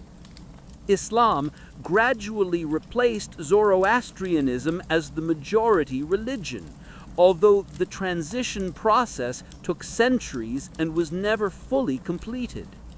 Furthermore, Arabic became the language of administration and high culture. However, Persian managed to reappear in a modified form over time. New political structures replaced the Sasanian system, and these eastern regions were integrated into the rapidly expanding caliphate. Nevertheless, notable continuities persisted beneath these changes. The caliphate's administrative practices, court ceremonies, and governing structures were largely based on Sasanian-era models. Persian-speaking bureaucrats continued to keep the administrative order functional. Literary and artistic traditions continued to exist, developing in new directions while preserving many pre-Islamic elements. New political structures replaced the Sasanian system, and these eastern regions were integrated into the rapidly expanding caliphate. Nevertheless, notable continuities persisted beneath these changes. The caliphate's administrative practices, court ceremonies, and governing structures were largely based on Sasanian-era models. Persian-speaking bureaucrats continued to keep the administrative order functional. Literary and artistic traditions continued to exist, developing in new directions while preserving many pre-Islamic elements. Although Iran's existence as an independent political entity came to an end, the country's unique cultural and historical identity managed to survive. Persian culture experienced a notable revival within the Islamic context, asserting its presence more strongly. In the 9th and 10th centuries, semi-independent dynasties of Iranian origin, particularly the Samanids, began to patronize Persian literature and art. The epic traditions of pre-Islamic Iran came to life during these periods, with powerful expression and artistic richness. A striking example of these traditions, the Shahnameh, Book of Kings, was written around 1000 CE, transmitting the historical and mythological narratives of ancient Iran to future generations. This cultural resilience points to the deep and effective legacy of both the Achaemenid and Sasanian empires. Despite being separated by centuries and having differences in their forms of governance and ideological approaches, both empires built traditions of administration, culture, and identity that transcended their political boundaries. The end of the dynasties could not overshadow these civilizational achievements. When we focus on the Sasanian period in Iran's imperial past, we clearly see the importance of cultural continuity despite continuous changes throughout history.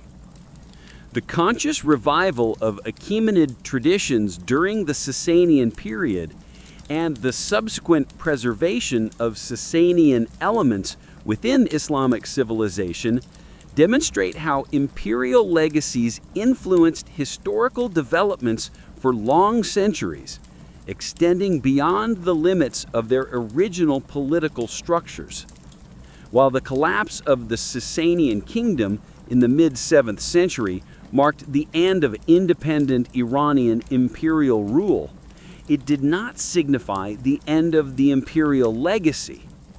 The Arab conquerors brought a new religion, language, and system to the lands once ruled from Persepolis. However, the cultural achievements left behind by the former empires of these regions continued to have a profound impact on civilization, transcending geographical and temporal boundaries. This influence is evident in various areas of governance. The administrative structure established by Darius I was adopted and adapted as a model for governing the vast territories of subsequent empires.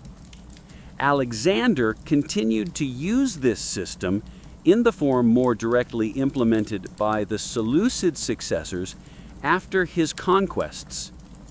The early Islamic Caliphate also incorporated Sasanian administrative practices, often employing Persian-speaking bureaucrats to maintain these traditions. The physical infrastructure built during the Achaemenid Empire has proven its extraordinary durability over time.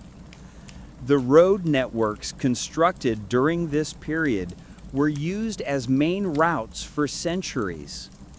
Structures like the qanats, underground water channels, developed during this era are still operational today.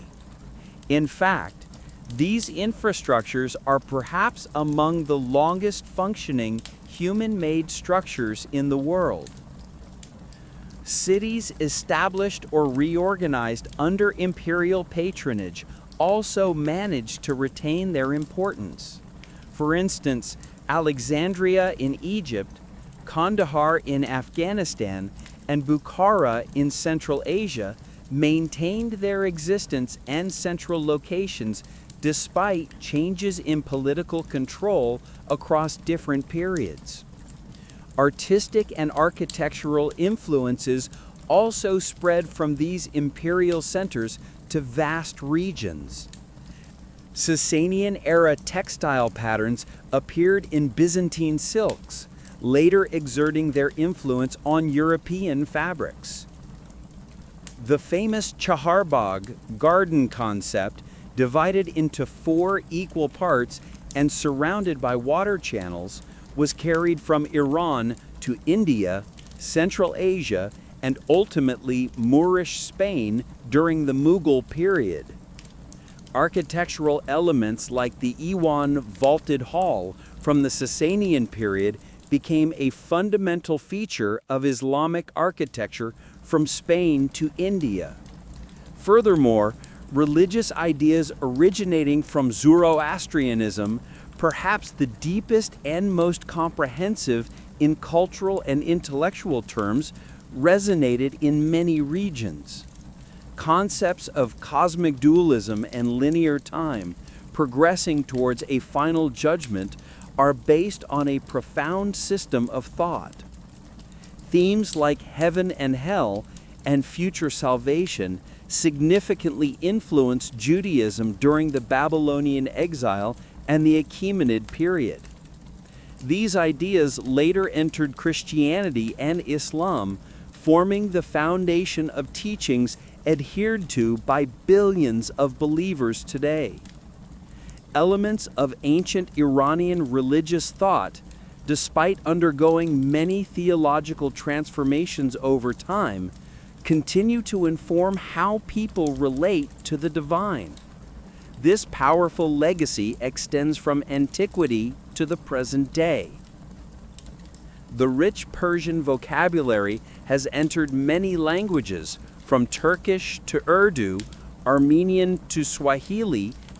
In addition, the administrative use of Aramaic during the Achaemenid period led it to take root as a common language in the Middle East. The evolution of this language later led it to be considered the vernacular spoken by Jesus and to form a basis for the development of many Middle Eastern writing systems such as Arabic and Hebrew. The Achaemenids' imperial approach, based on cultural diversity, offered an alternative model to the assimilationist policies of other ancient states. This innovative concept aimed to create a universal empire by preserving diversity rather than imposing uniformity in governance. And this model was further advanced during the Sasanian Empire. The idea that different peoples could belong to a common political community while preserving their identities, from Rome to the modern era, had a great impact on imperial projects, establishing a comprehensive framework for multicultural governance approaches. The concept of Iran can be regarded as a cultural, linguistic, and historical entity that is distinct from its governing states. The shared history, language, and consciousness of cultural traditions during the imperial periods laid the foundation for the strengthening of the Iranian identity and the emergence of many elements that this identity owes to the imperial legacy.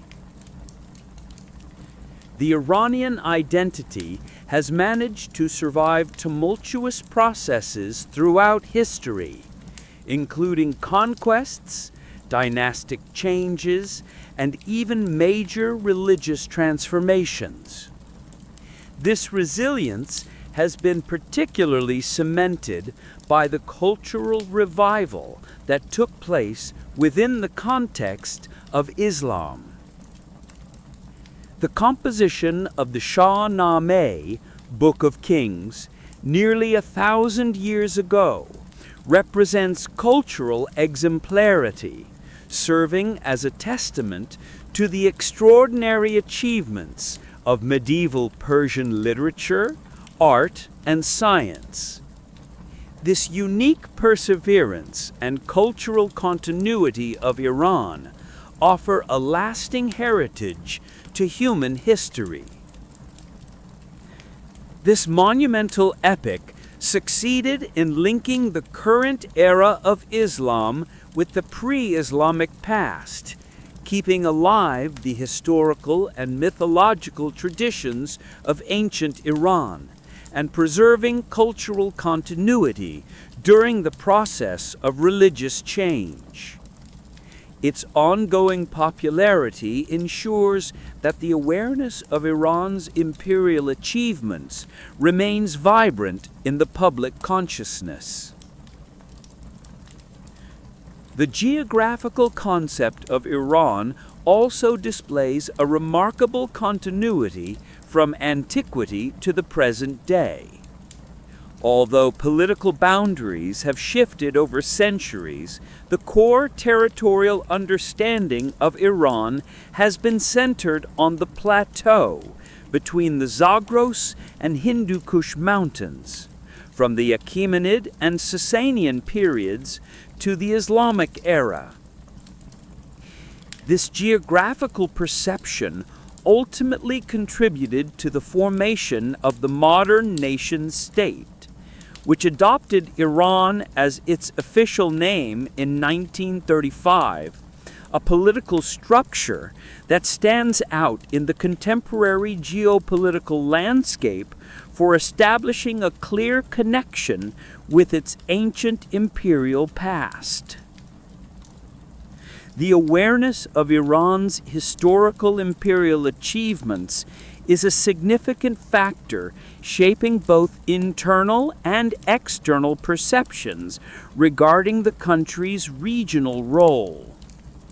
Iran's self-perception as the heir to ancient civilizations directly influences its diplomatic presentations and strategic thinking. External actors often evaluate Iran's regional influence through a historical imperial lens. Whether or not such perceptions are accepted by various parties, the influence of imperial memory continues in international relations and even global institutions. This demonstrates that imperial concepts continue to resonate in the modern age. For example, the Cyrus cylinder, which records the policies of Cyrus the Great after his conquest of Babylon, is today described as an early charter of human rights, with a copy exhibited at the United Nations headquarters in New York. Such an interpretation applies contemporary concepts to an ancient document, demonstrating that the Achaemenids' principles of governance and approach to diversity remain relevant in modern discourse. The most enduring legacy of these empires is not solely contained in specific institutions or artifacts, but in how they shaped subsequent civilizations beyond their original contexts. The administrative systems, artistic traditions, religious ideas, and models of multicultural governance developed during the time of the ancient rulers continue to exert influence in many areas, from our political organizations to our cultural expressions and even our spiritual understandings. In this context, the first great multinational empire left a profound mark on continuity and immortality. Its influence continues to manifest not only in political structures, but also in the ongoing human discussions about unity in diversity, blending tradition with innovation, and balancing power with justice. If you are still here, don't forget to subscribe and like this post. I need your support to share more stories and information.